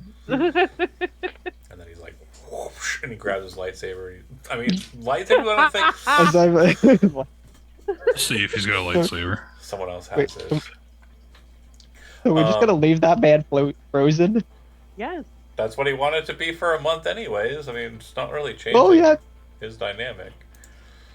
He's just going places he didn't think he was going to be going. That's all. You know. Yeah. Well, I mean, he was headed to this sector, anyways. He just, you missed a planet. Okay.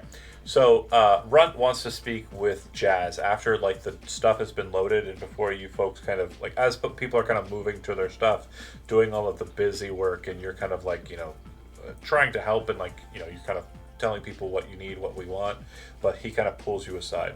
So, he is a relatively large individual, so him being named Runt is a bit strange.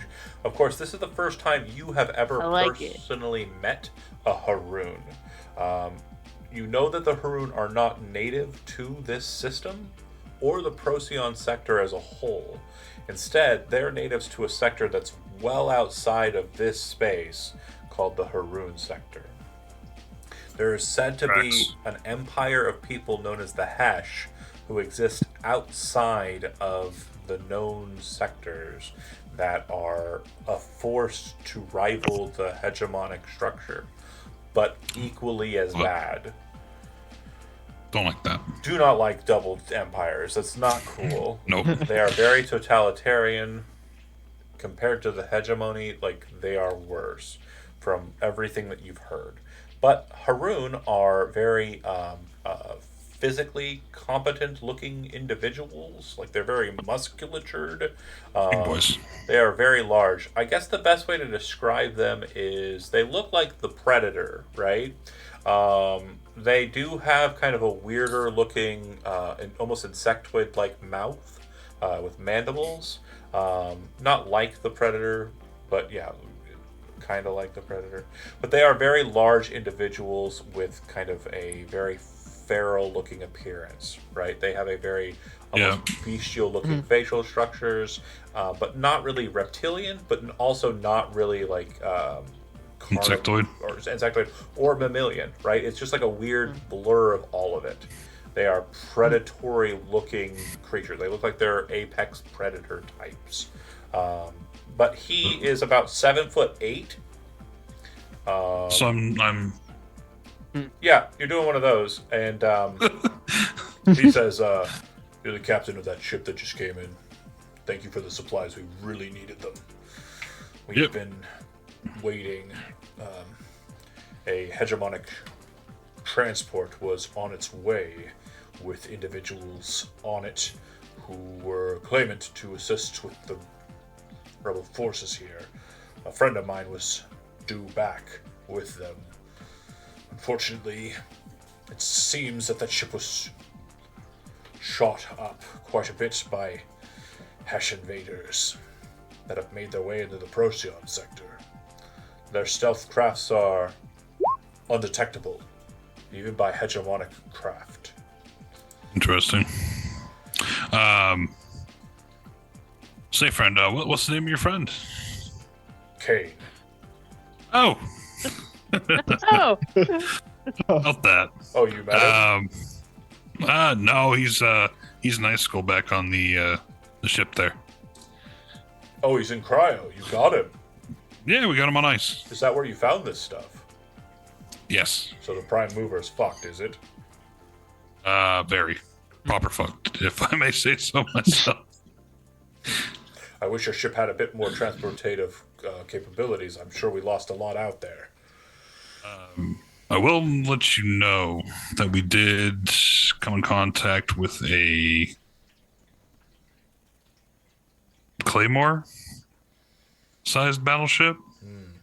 I understand that the gate between Breck and the Dracian system is too small to allow for such a craft to enter into it. I'm hopeful that they do not bring out starsmiths and cause the guild to widen the gate. This could be problematic. Oh no, we definitely lost him before even attempting to head here. At current, discrepancy. The presence of the hegemony here in the Dracian system is primarily focused on pariahs. They do have contracts with our problems here, planetside and Cogito, but it, fortunately for us, has not caused us too much issue. We've seen a couple of their soldiers, but it's nothing more than we can deal with. We have a couple of way users who are very competent at dealing with them. If you have Kane, that will definitely up our numbers. He's a master of the light blade. Love that. I mean, we can go. You wanna go take my ice or? Sure. Oh, yeah, come with me. Come on. You ship 2SU ship. I don't know. Let's go. And you go on into the ship. I'm sure that Zelry's kind of like securing him more, or kind of like, it's somewhere near the med bay. Is that fair to say, Kimmy? Yeah, he would have been plugged in outside the med bay. Yeah. But I'm saying that you're probably not going and doing loading stuff. You're just, you pulled some choice med supplies from the container before they. While we're walking, though, can I be like, hey, can I since this was a ship heading here, what's the story about the lipped egg thingy with the tendrils, and he just kind of goes like something like that? And... The ship was proffered by the Knights of the Concordant. We were able to put a number of sympathizers amidst the members of House Hachi's courtiers. Okay. We also had a number of supplies that were ours. He gestures towards the blaster crate as you're walking past it. But there were some supplies that were a little bit more specific towards Pariah's needs. We were intent on taking them all, but I can't tell you what the contents of the actual hegemonic structure were. So I don't know what a lipped egg is. Wait. It's pretty fucking weird, man. It sounds familiar. Oh. But I don't know why. Hey, if you ever figured it out, talk to we got their Lupita's taking care of it on the ship. Well, I'm not terribly concerned about it, but Kane might be. Oh, great, wonderful, even better. I did not adopt this thing. We're gonna take him up ice. If you take him up to the ship, do you order Zelry to pop the cryo? Yeah, I'd be like, hey, this is look, this is that ship. You know what? Actually, coming here, and this is Run's friend, who's also Miss Black's friend. So we go open. He waits for the cryo to open, and if it does, Kimmy, yes. Yes. The cryo opens. Mist kind of flares out. Him in his kind of just, cryo tube attire. It's like, just tidy whities. Pops out.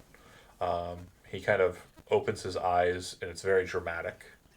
And he looks to the Haroon and says, I'm here a lot earlier than I expected, I think. Runt nods his head. Kane says, Good morning, sunshine. He looks to Runt and says, the brothers, they didn't make it. And what about Mo? He's on the front. Kane nods. A lot to be done, I suppose. And that's where we'll end the session for tonight. Thanks for watching those that did, and we will pick up next week as we continue the accounts of the Night Beast. Thanks for watching those that did.